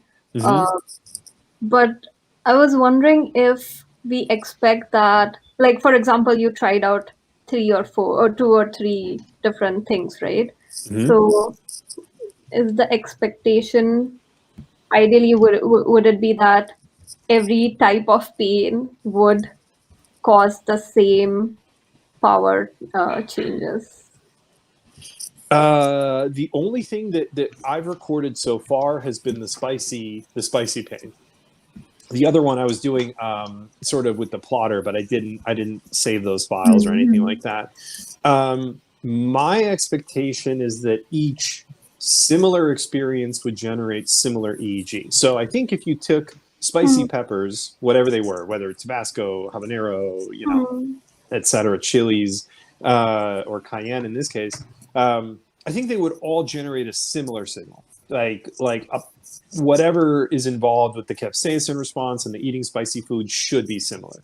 But you're right, different kinds of pain could be different. And what you would expect, or what I would expect, but I would want to verify, is that within a pain source, we're getting a consistent. How different are they across the pain sources? Yeah. So I remember reading this this protocol. Basically, since every individual has a different tolerance level, This particular paper or study was using thermal pain. So they had used a thermistor where you can actually control and measure the amount of heat that will be given as stimulus. So you can ask the subject when they actually start feeling the pain, because every individual will have a different tolerance, right? So Yes. for some people, they wouldn't feel any pain till they reached a certain value. I guess it's similar to that electrical stimulus that you were talking about. Right. And they would then use the individual measure, or where that individual is saying that this is the highest they can go without feeling any pain, and then try to compare the mappings between the individuals. So each person would get a different amount of thermopain or thermal input, and they would stop around the same point where in terms of the pain that they felt, like this is the highest that they can go to, which was really interesting, because that's something when you're designing a study, that is also an important consideration to make. Yes, and maybe I can take this as a moment to talk about why I think multimodal data is so great. So one of the really reliable ways to measure pain is heart rate. There's a direct linear correlation between how much pain you're administering to someone and their heart rate, and their heart rate will also tell you their limits, because as you get to kind of limits of what they can tolerate, you will get to heart rates that are kind of like the limit of what their heart can do. And so it's very unfortunate, because this has been used to really, really torment people around the globe ever since this information became public knowledge. If you're torturing someone and you have them hooked up to an EKG, you can be incredibly scientific about it, which is horrific, right? But let's talk about how to use that for science. If you have a correlation like your heart rate, and you have EEG like a stimulus, then you can actually get a much more rich and reliable understanding of what it is that you're experiencing. So if the correlation between the amount of alpha increase and the amount of heart rate increase is somehow consistent, and it won't necessarily be a one-to-one relationship, but that they follow the same trajectory, then that tells you that you have found a correlate of that pain, right? Because if you picked something that wouldn't match, like beta or gamma, it wouldn't line up. It wouldn't follow the same trajectory, and that the heart rate is kind of like your ground truth for pain. But the thing is, like all of these, when you really start getting serious about pain, I find that the topic gets a little dark, or just personally, it's like it's not a fun thing. But yeah, like depending on how rigorous you want to be about the pain thresholds, the pain onsets. Using an Apple smartwatch or using a Fitbit, a polar heart monitor, those are like $80 on Amazon, and they'll give you continuous readings and so on. But really, if you can correlate heart rate to whatever you think your pain marker is, if the two of them track together, then you've got a reliable pain marker that isn't heart rate. Yeah, that's really interesting. You could do a lot with it. For instance, you go to a spicy restaurant, right? And one of the big challenges is each chef has a different definition of spicy, medium, hot, whatever. So you have to order ahead of time. They bring you the whole dish, but if it's too spicy, that's bad news, right? So imagine if you had a little place you could walk up, put on the wristband or put on an EEG, try a sample. And based on how much of a response you get, you would know what to order in that restaurant. I think that'd be cool, right? Yeah. I mean, it's silly, but you could legit do this. And if someone was wearing like a smartwatch or whatever, it wouldn't be, you could have like an app for it. It would be silly, but you really could. So I think that this kind of like personalized biofeedback to generate experiences is going to be really big in a few That's years when such a these, cool idea. I yeah, feel like something that might happen in the future. I think it would. I mean, if you could anticipate how you're going to respond, you could go into an experience knowing that it's going to be what you want it to be. I think that that has some value.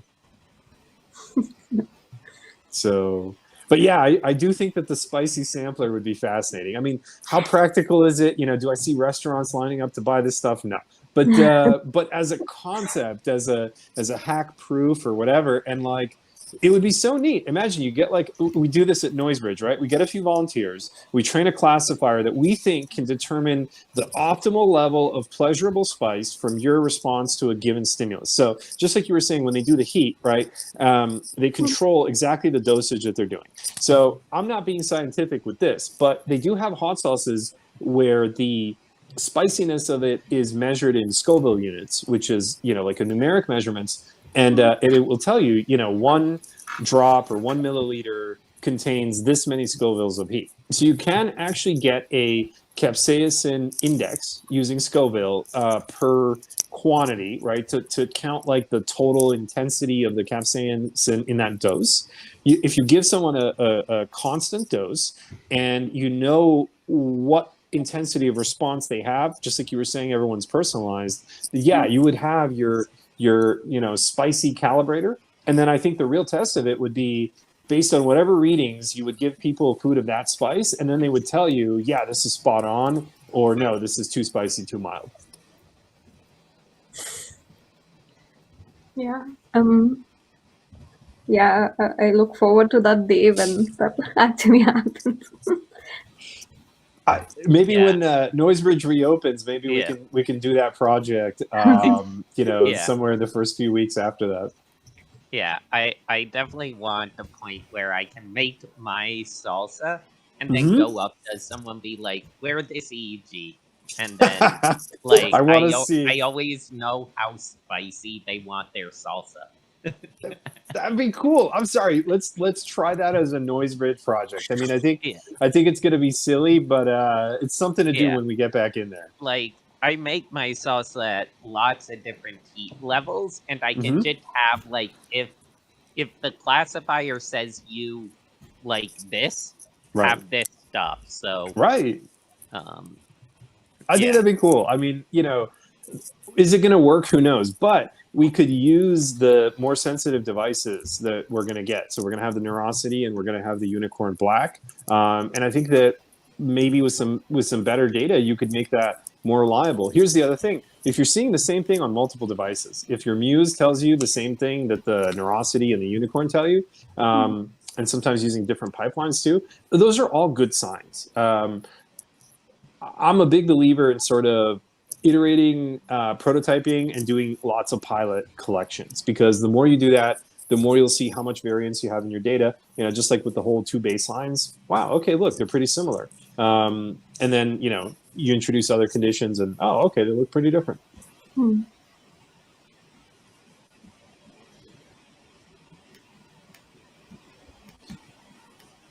And the other thing I was going to suggest is once we have the analysis study next week, we're going to dive into the full analysis. This is kind of like the first view of the data, right? But let's try to make some comparisons. Let's try to make some quantifications. I'll include John's data, and anybody else who wants to participate. You have a week to put that together, because we'll put it through the same pipeline if you get it submitted. And then we'll have potentially 4 people's worth of data where we have robust baselines before the experiment, and then we have the pain condition. So the more people we see with the same response, the more confident I think we can get that's legitimate. And then if we can reproduce that on other hardware, then yeah, I'd say more confidence that there is something there.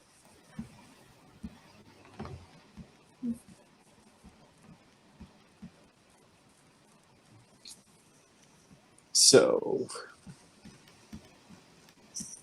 But yeah, I was looking for pain EEG markers, and not very distinct.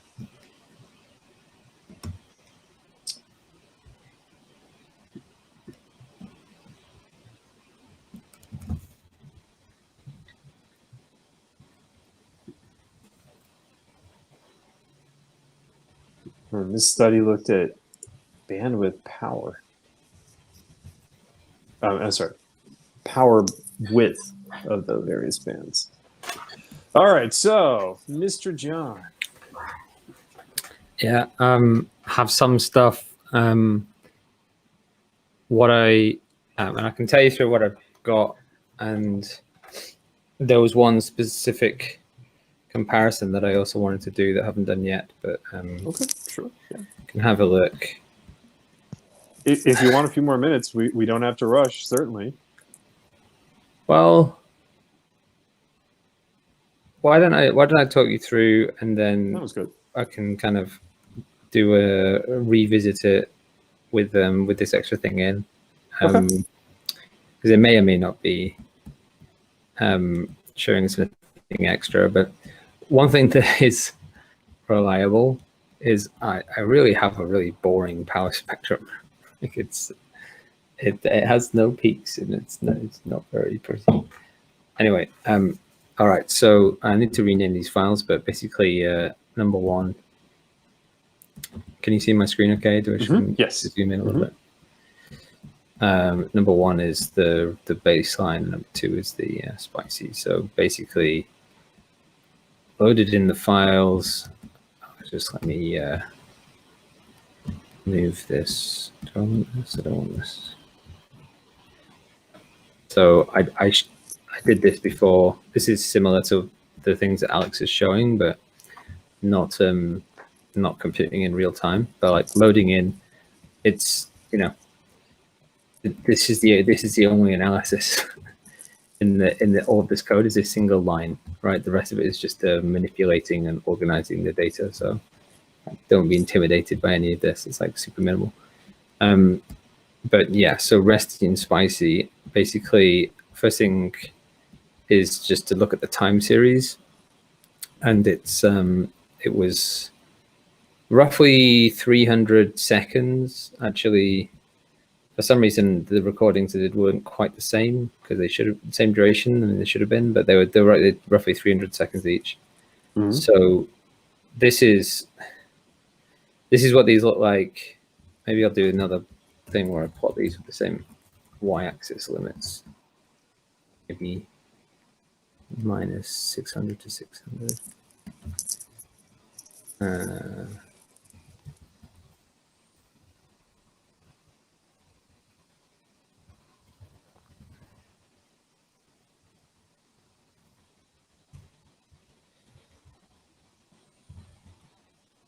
I will also put the PDFs on the repo, so you can look at the static analysis and compare it between the recordings, and I'll try to run John's recordings as well. So I think you'll make the notebook available, right, John? Yeah, I'll push it. Perfect. So yeah, for those watching along or watching after the hack night, hopefully we'll have these resources for you. If not, bug me on Slack. Yeah, so just to kind of like see if these have the same properties when kind of zooming out, basically. This is quite a zoomed out visualization of the whole 300 seconds, but the point when I ate the spice is here, or I'm pretty sure it's here. And I think this is when I swallowed it. So that's our kind of markers. There are some differences in, I should break this down by channel maybe. Like the overall amplitude looks a bit higher in the TP10 for this one than this one. But in any case, then I kind of broke it down a bit more into some slices. So this is the first 60 seconds. So here all these things are blinks, or these spikes are obviously artifacts. This is kind of curious, like when this TP9 power started just going up. But in any case, that's all before, and this is the second minute, but it's the third minute when the when the spice comes in. And basically this is going to be a bit clearer if I fix the amplitude, the Y limits as well, so you can see it clearly. So if I do that minus maybe 400 for this one.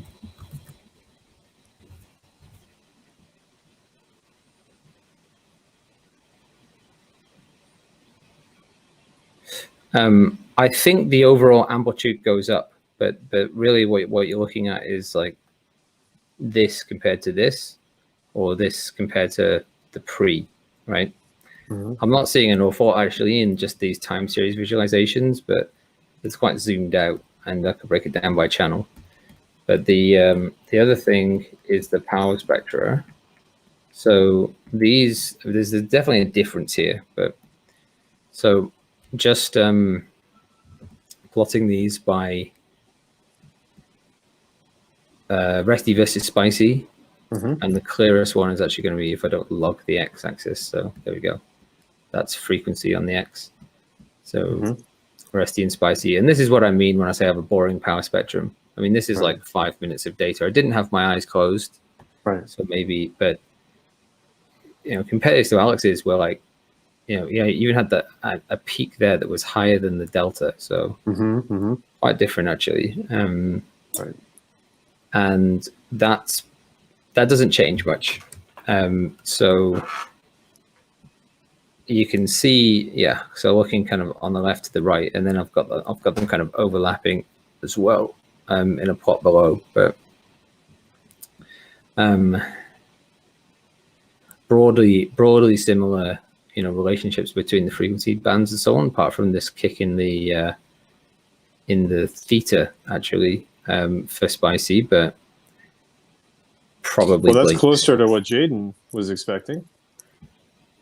True, but question is that kind of blinks and etc. The plotting it by channel, so here, and if I just go to the semi-log Y plot, so here we've got the 2 frontal channels and the 2 temporal channels, right? And so I mean, there's definitely an effect, right? Oh yeah, no, there really is. So the fronts, again, with the Muse, you do consistently get lower signal and lower contrast on the fronts, but sometimes you're going to see stuff on the fronts that you can't see anywhere else, so they're still very useful just from their location. But it does seem to me like there's a big shift in both TP9 and TP10. Right, yeah, that's where the action is for sure. And it's basically a broadband, how would you call it, kind of an intercept increase from a kind of FOOF point of view. I haven't done FOOF here, but all of the frequencies, at least, it kind of, well, actually, this one kind of pivots around here, or twists. So the higher frequencies are a bit lower for the spicy and a bit higher for the low frequencies. But yeah, so I wouldn't necessarily think of this as particularly similar to Alex's alpha specific changes, because this is clearly a broadband effect. If we normalize the power, so we're not looking at the absolute but the relative power, then same thing actually. No change in how that looks. Pulls the frontal ones a bit close together, but basically we're seeing the same thing with the, and the difference between the normalized power. So the normalized power is so that basically giving the sum of the power spectrum over frequencies, like equalizing that. Right. So for this one, relative to the, I was actually crossing over there. But here we're not getting the kind of crossover. Here we just have a straight out shift, which actually suggests to me that I've not done this normalization correctly, because they should be summing to the same number. So I'll have to look into that. But yeah, like bottom line is, coming back to this figure here, broadband shift, right? Spicy, and as you know, we have to kind of leave open the cause of that, because for sure there were kind of there was an increase in blinks and some swallowing and stuff, which is why the thing I was saying that I wanted to do finally was to take the end of the spicy and the beginning of the spicy and compare those two, so that we don't have the middle bit with the consuming of the spicy. And that would at least kind of remove those big events from the spectral calculation. I strongly suspect actually the results would be similar, but I'm gonna calculate this now and take a look.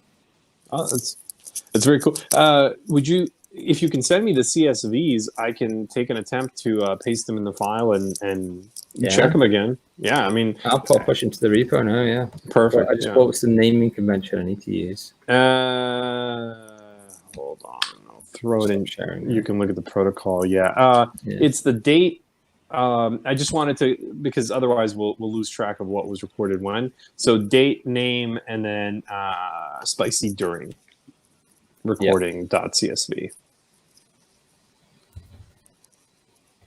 Give me a minute, I'm pushing. That's great.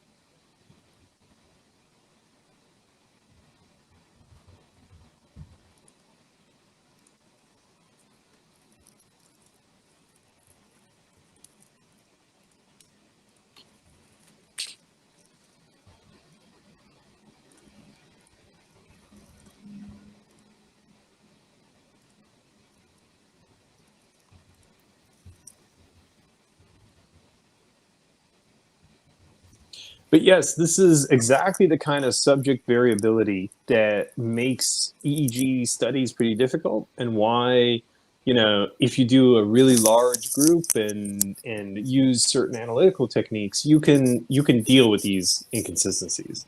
But it is very difficult when doing small studies with subjects that you're unfamiliar with and things that you haven't recorded before. It's a very hit and miss type of thing, and that's not to discourage you. I think the solution is to iterate, prototype, and get familiar with your data, your devices, your paradigms, so that when you do scale it up, you have a much better chance of success. If you go into EEG just kind of hoping for the best, a lot of times it's not going to work out. But if you learn the things like, okay, this is going to be really rough, or here's the ways I can make it come out a little better, it'll just help your consistency.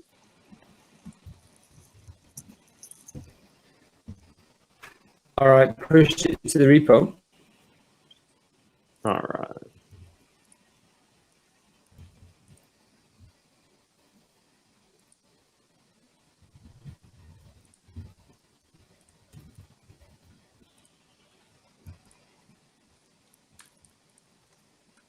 I don't see it on the Git page yet, but maybe it's.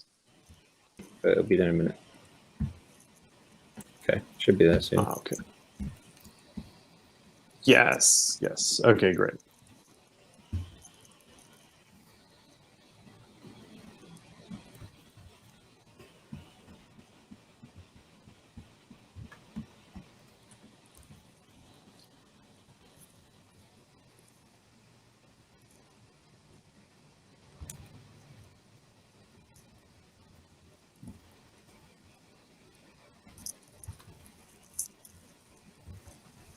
All right. I have the Git bash. How do you, if you want to just download a few specific files, you know, the web UI does this weird formatting thing. Anyway, what is the secret method to download those 2 files through CLI? I'm not aware that that's something you can do with Git bash. I don't think it understands files in that way. So you It can only clone. understands- You can only clone projects. I mean, if you want to download a specific file, then navigate to it in the browser, and then go to like. But it doesn't give you a download. It opens the file in the browser like a CSV. What you want to do is you can save it. I guess. You know, you see the option View Raw. Yeah. Yeah. Do Save As. Yeah.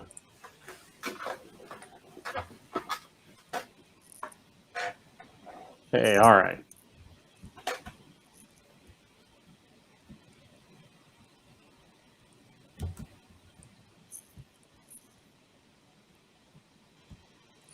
Okay. So we got those, and let me share the screen real quick when I get them in the folder. Okay.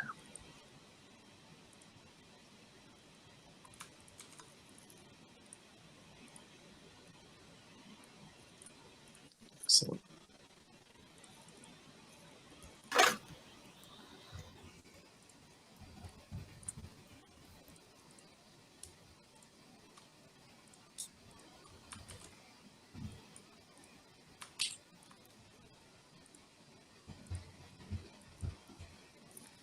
Okay, so let's share the screen.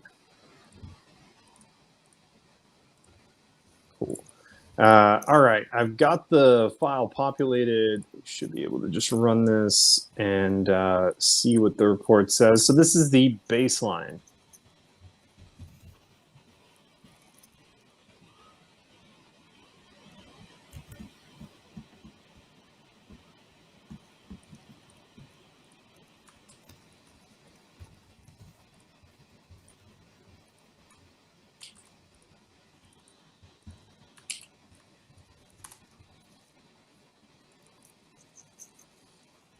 Okay, yes, I mean, this PSD shows the same thing. You've got a very strong delta, and you don't have a lot of alpha. You know, it's just this PSD.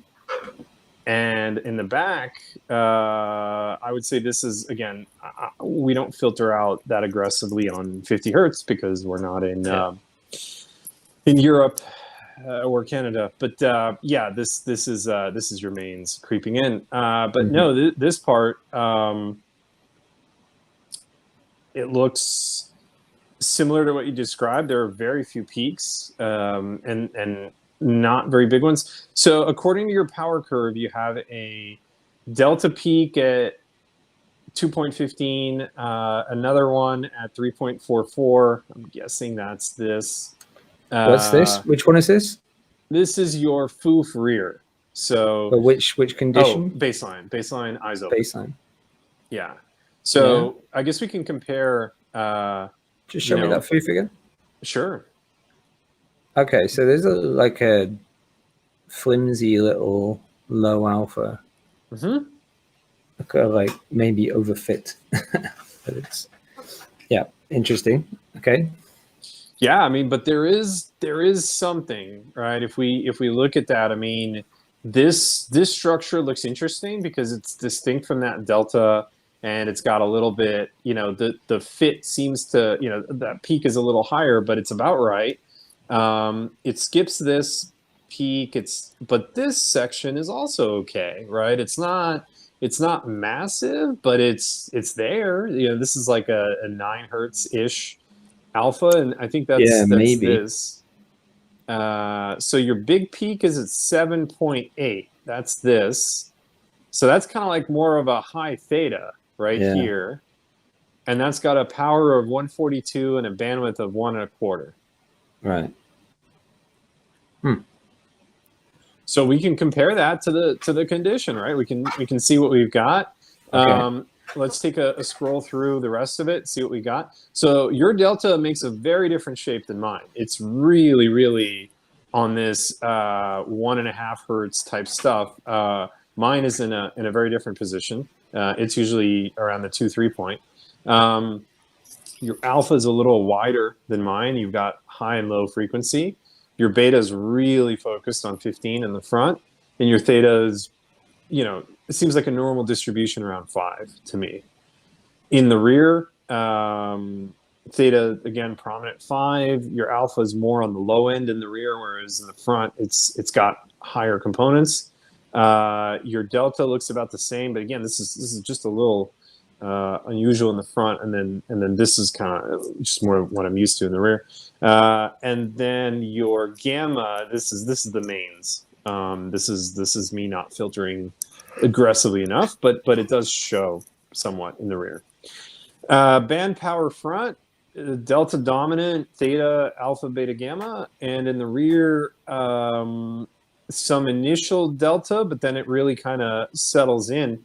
Also, your delta power is much higher than like my alpha power. Mine's around 5 or 6 with, again, different device. On the rear electrodes, your delta is like 10, but your alpha is way, way lower, around 1, 2, or something like that. And in the front electrode, delta is half of all your power. The rest of them seem kind of evenly distributed.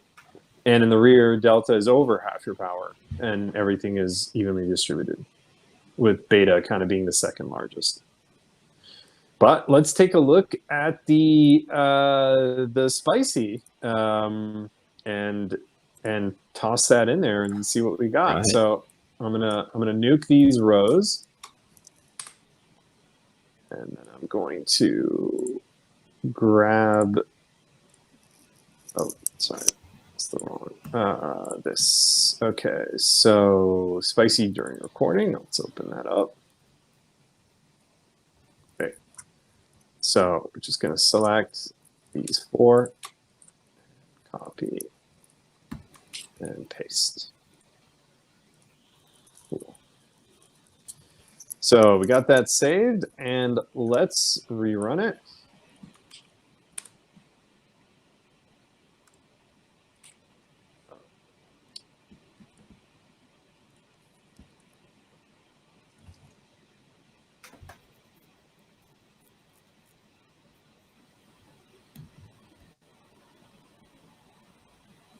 All right.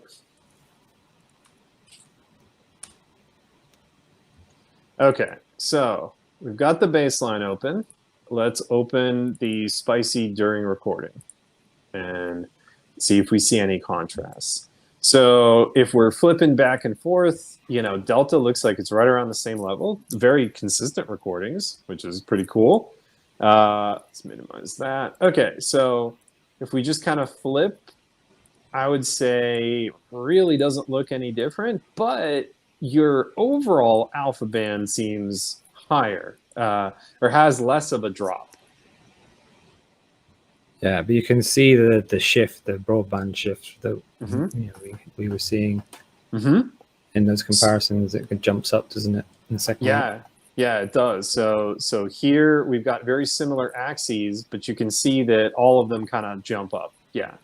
And the gamma not as much, but the beta and the alpha, yes. So it does look like we see the same broadband shift. Okay, what about in the rear?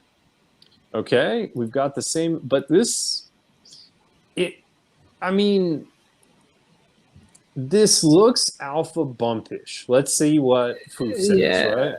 Maybe, yeah, maybe. Okay, maybe more of a broadband shift, but as a result of the broadband shift, it looks more like a bump. Let's see what we got. All right, so on the front, doesn't look too different to me, but there is that broadband shift, right? Look, okay. So one of the ways to interpret Is it giving you the intercept? Yes. Let's look. The exponent determines the sharpness of this line. So the exponent is 9391 in the baseline, and this is 10378. So in your plots, they kind of jump up and sometimes to me look a little sharper. I think that this representation agrees with that. This is, you know, slightly sharper.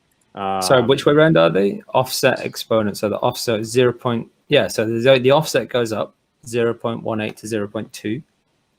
Right. That's your broadband shift, and then the exponent is it changing? The sharpness.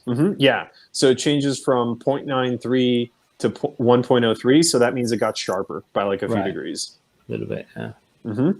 But I think probably the shift is more prominent. Yes, I agree. I agree. And here is one of the things that I like about FOOF is if we zoom in a bit and we just kind of focus on the power spectrum and the relative. Sorry, I'm sure this is very disorienting. I'm unintentionally scrolling the screen. Okay. If we look at this, in this one, you can see periods where the blue dotted line is your fit for your aperiodic distribution of all your frequencies. It's the overall background fit of your frequencies. And what I would show is another way of looking at this broadband shift is you can find several spots right here and right here and right here where all of these signal levels are below the blue dotted line. So, you know, much of this is above, but like here is below, here is below, here is below. When you look at the broadband shift, there's less data below, especially up front. You know, none of these really cross under until we get over here to like 15 hertz. So again, indicative of a broad signal shift within the FOOF way of interpreting it, which is, you know, how much of this is above or below. So FOOF's interpretation of oscillations is the meaningful stuff is the difference above the base noise level, and that regardless of what this PSD tells you, if it's following the dotted line, then it's at brain background noise. And if it's above the dotted line, then that band is showing oscillatory activity above baseline noise level. So this does look like consistent with that broadband shift, especially in these low frequencies. I think in the high frequencies, it's more hit and miss and there's some stuff, but definitely whatever this dip and this type of stuff is not as present. So, okay. Which channel is that? This is your, geez, I'm sorry. I will tell you in a moment. TP9. All right. TP9. Okay. So these frequencies, let's look back and forth, really doesn't look very different, but I see a slight shift. Okay, let's go one by one. Delta, slight shift upward in the spicy condition. Theta, slight shift downward in the spicy condition. Alpha, pretty identical. I really don't see a difference. Maybe, whatever. Beta is slightly shifted up. I would consider the front negligible. All right, let's look at the rear. Theta shifts up in frequency. That's about it. Everything else seems okay. Now, how about the band power? This is the one. Do we see anything? So in the baseline, delta was peaking around 1 1/4. Let's say 1 1/4. These were around 1 1/4. In the condition, it is slightly higher, right? So we do see that shift up. We're now at 1 1/2 for a lot of these peaks. And so that seems a little more solid. Definitely seems like a slight shift upward. Here, theta's touching 0.5, but we have that at the start. Doesn't look very different, and I don't see a big contrast between the first half and the second half. Okay, how about the rear? That's sort of our best chance. What's the X like? Does it matter the tick marks on the X? It samples in 3-second strides. So if you multiply the value by 3, that's the seconds elapsed. All right. Okay.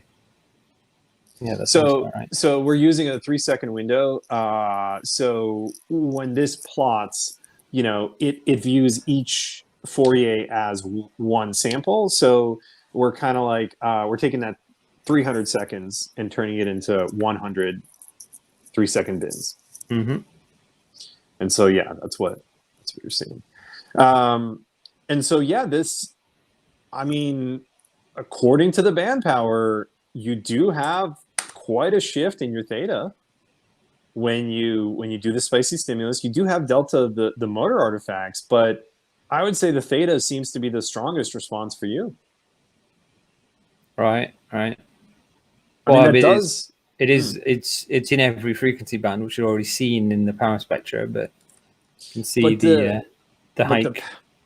But the power in beta, I think, is the most dramatic shift during this period and this period. I mean, it's all very subtle, but the alpha only moves a bit, but the theta moves a whole lot. And True. It's the biggest change to me. Whereas here, I would say this theta just doesn't seem to do much, and it stays around 2. And this stuff seems much more around 3 or 4, but only after. Like this theta looks identical to what you have in your baseline to me, like same kind of pattern, small squiggles. But this does seem different. And so, can you just show me the FOOF for the temporal channel for the two next to each other, or like back and forth? Yes. Let's zoom it out to 70 scale, and let's go to temporal. And like I said, I'll make these available so that you can flip through them. Here's the rear channel. So let me match the zoom scale.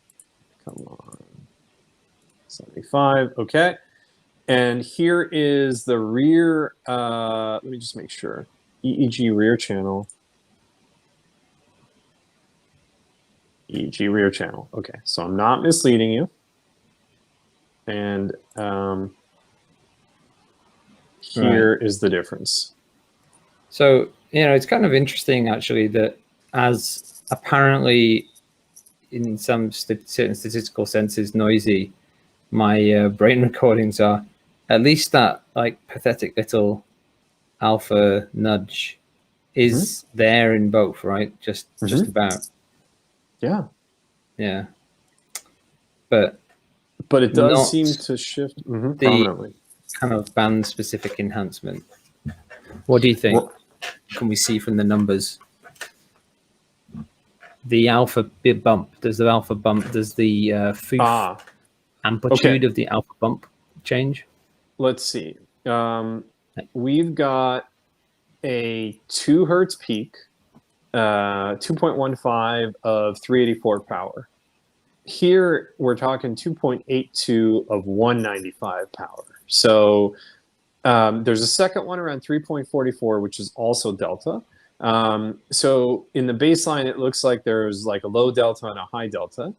And in the, I mean, this is obviously a lot of variance for short recordings of consumer hardware, but here the delta peak is at 2.82 with a power of 195. But the alpha, I mean, there's actually 2 alpha. FOOF is seen 2, isn't it? Yeah. So it's 7 and 9. 7.75 and 9.1, same power. The 9 is the wide one with a 1.92. So I guess that's this. It's centering this peak here. Yeah. So these two have similar power, even though this one looks taller because I guess of the scale. But you can see the same power over baseline, and this one is much wider. So let's see what the other one says. 7.8 with a power of 142 and 9.39 with a power of 121. So you've got the same peaks, but here your power is 142, 121, and here your power is 166, 166. Right. So it did go up, yeah. It's so replication. Yeah, but I mean that's great. That's great with a consumer meditation EEG with hacked together pipelines with horrible experimental controls because I'm the one that made them. And it's like, we still see signs that this is there.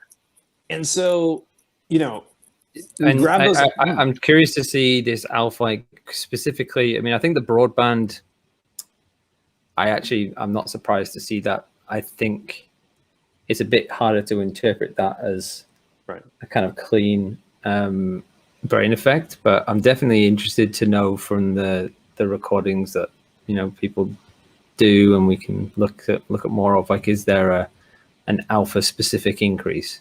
Right. Is that something that comes out robustly? I think that'd be great. Yeah.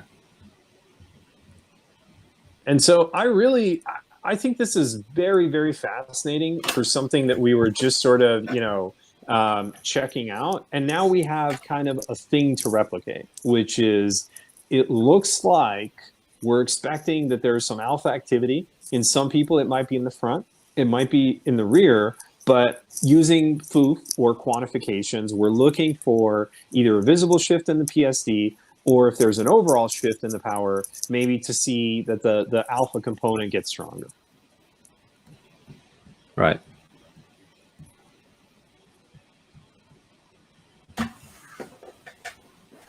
So yeah. And so that was it. There's a prediction. It's recorded. Yes. It counts. Yes. Please hold me accountable to this. No key hacking here. No, we've pre-registered. No post hoc narrative reconstruction. It's well, I mean, we did kind of analyze stuff in an exploratory fashion, but the prediction that we're now making for the future experiments is quite clear. Right. Yeah. Now we need a lot more people to try this. Mm-hmm. I think that'd be super cool. And we need to do it again. Mm-hmm. Yes. So I can add the unicorn black. Like I said, I think I'll be assembling that this weekend. So that's going to be way better data, and 8 channels instead of 4. We'll also just be able to see the difference in sensitivity of the electrodes. I mean, those are really, really nice research grade. And the Muse has to do a lot of sacrifices for their form factor, which is really, really focused on consumer tolerance during meditation. You know, this is the limit of what you're going to get people to wear willingly. I think the big cap is much. And then hopefully we can do it with the Neurosity as well. And it would be neat if we can get kind of like a device-specific signature too. Yeah. I mean, I maybe I can do this with the Biosemi as well. Oh my, that'd be great. I have the keys. Do you go into the lab from time to time, John? Yeah, I was in today. Oh, beautiful. I just have to gel up my own head. Why not? Let's give it a go. That would be great. I think that'd be fun. We can only expand. And I actually think it's so cool that our brain is so different, like in terms of electrical signaling, because I try to explain to people how different each subject is, but it's almost like you can't get them to believe it. It's like, no, you're just collecting data messy or this and that. And it's like, no, people's brains are completely different, and it will really make drawing analysis and conclusions hard, because these variances will really make you doubt what you're doing. And so, you know, having this incremental approach, forcing yourself to make predictions, to sort of test your own evolving knowledge of these things. EEG can be a confusing space. So the more markers and signposts you can leave yourself to navigate, the less likely you are to get lost. I kind of hoping, I have checked this and it hasn't been the case so far, but I'm going to hope that the alpha comes stronger with the Biosemi. I think it would be interesting. With a stronger telescope. I don't think it will. I think it'll be interesting also your locations, because it could be that your alpha is not in the places where the Muse electrodes are. Like you might have very strong, occipital or midline, alpha. So how many electrodes is that Biosemi? 64. Wow. And out of curiosity, what's the sample rate? Oh, 8,000 or something. Yeah, like we set it at 4,000 by default, but we down sample straight away. But I think the upper limit's about 8 or 10. Wow. Yeah. Yeah, I don't know what mean, to do with something at a 10 kilohertz sample rate. No idea. But make your data files really, really, really big for when you host your repo. That's what they do. Yeah. So, well, this sounds wonderful. Nivi, Valeri, and anyone else? Any questions before we call it a night for the spicy data collection?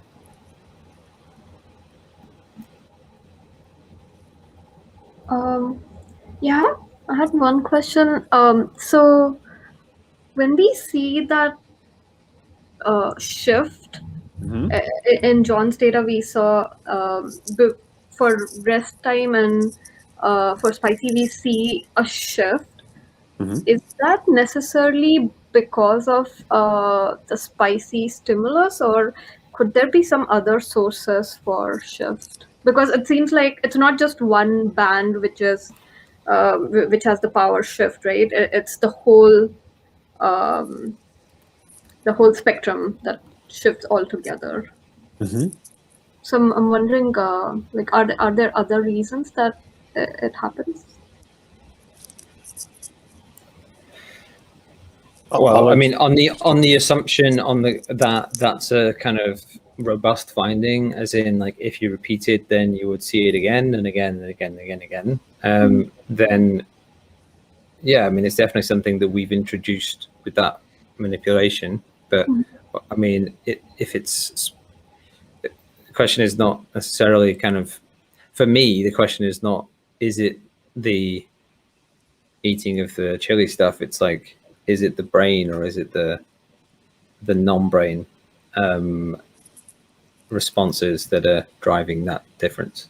And that's something that you have to dig down. You have to dig down on. Like, with the level of analysis that we've done here is not sufficiently like rigorous to disentangle the various kinds of artifacts, like the you know, the muscle mouth responses, the blinking, the anything else, you know, and there are, like, ways to pull those things out. It's just more involved. So you know, we haven't done that here. And also, you raised up the point that if repeatedly, if we see the same change, then maybe there's a possibility that it's related to that spicy stimulus. Right. Yeah. I mean, everything we're talking about here is kind of with the kind of caveat that we're assuming that it's a robust thing that isn't, you know, a one-off. Right. And we've done a quick recording and so on, right? But you know, you would for a kind of stronger statement, you would do 10 repetitions or record for an hour, or, you know, and obviously do multiple people and have a bit more of a kind of high end. Yes, and control the spice and control the amount and index it and survey them and ask them, do you eat spicy food in general, right? Like definitely, you know, how tolerant are you to the? Then you would also ask them if they're right-handed, because that's very important. So there's a bunch of things that you would do, but. So John is absolutely correct, which is this is the earliest first pass analysis that you do on this data. This is the I'm visually inspecting it, and I'm speculating so that I have some hypothesis when I investigate the data, right? Just that I'm not, you know, fishing for stuff later, but, like, I'm actually constraining myself to what I think I'm going to find. Is this robust, or would I publish this? No, absolutely not. But if it turns out, your question about the increase in signal levels, I have seen in our studies where we were trying to look at people playing games, I don't know if John will agree with this, but let's test it. It seems to me that when the brain is more active, when you're having a stronger experience, that it is fair to say that the signal levels and the power seems to go up, or at least in my experience. I don't know. Oh, okay, John. I don't know. I yeah, I'm not saying No, I'm saying Right. I don't know. Right. Because, for example, one of the main sources, the highest kind of power sources is your alpha, right? And one of the ways that that's kind of thought to work is that it's kind of a resting rhythm, and some of the theories are that it kind of suppresses the causality is not clear, but you have kind of higher frequency, like quote cognitive activity. It has this kind of anti-correlation or this like antagonistic relationship to alpha. So kind of your cognitive load goes up, your alpha goes down. And as I said, the alpha is one of the main contributors to the overall. So it kind of, if you're talking about what would be what would I predict like the total power amplitude for kind of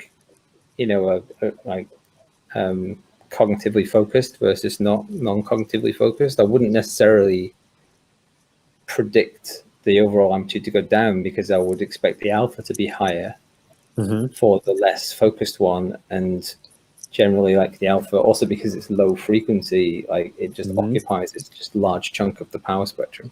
But these are relative changes, so it's kind of hard to there's what I'm saying is not inconsistent with what you're saying if the change is a relative, is like an adjustment. Right, exactly. The spectrum shifts up and the alpha might stay the same or even reduce, and so overall the signals are up, but the shape is changing, and the absolutely right. And I tend to look at the shape actually. So like the things that I do and the kind of analyses I do, and most of the way I think I kind of look at the profile. I don't look at the raw amplitudes. Interesting. And that's one of the reasons why I don't have a lot of like direct,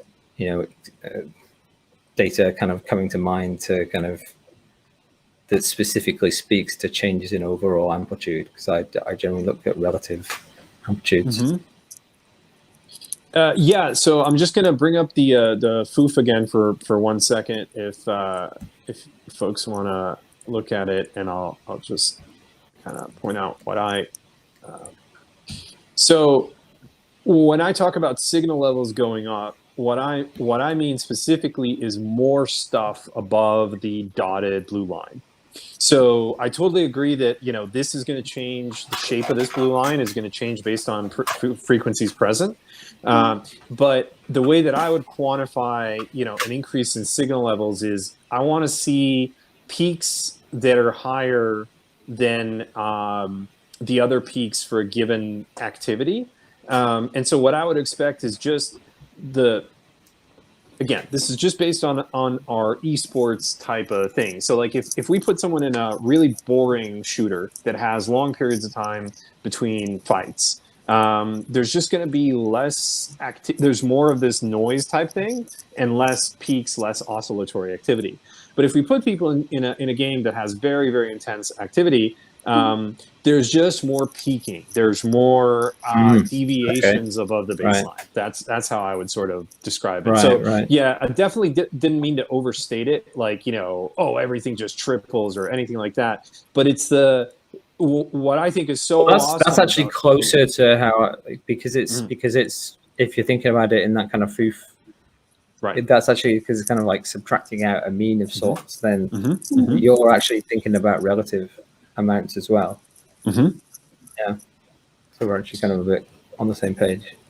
And I can't thank Dr. Wojtek enough for writing FOOF, doing the research, and publishing it on GitHub. It helps everyone in the community when experts like that share their knowledge and their tools. And Dr. Wojtek's lab, the Data Science Institute, and I have a hard time pronouncing the name of it, is committed to open science. And so it's just fantastic to get their tools and to be able to do the analysis in the way that they would. Cool. Thanks for answering my question. Sure. Thank you so much for such insightful questions, Navy.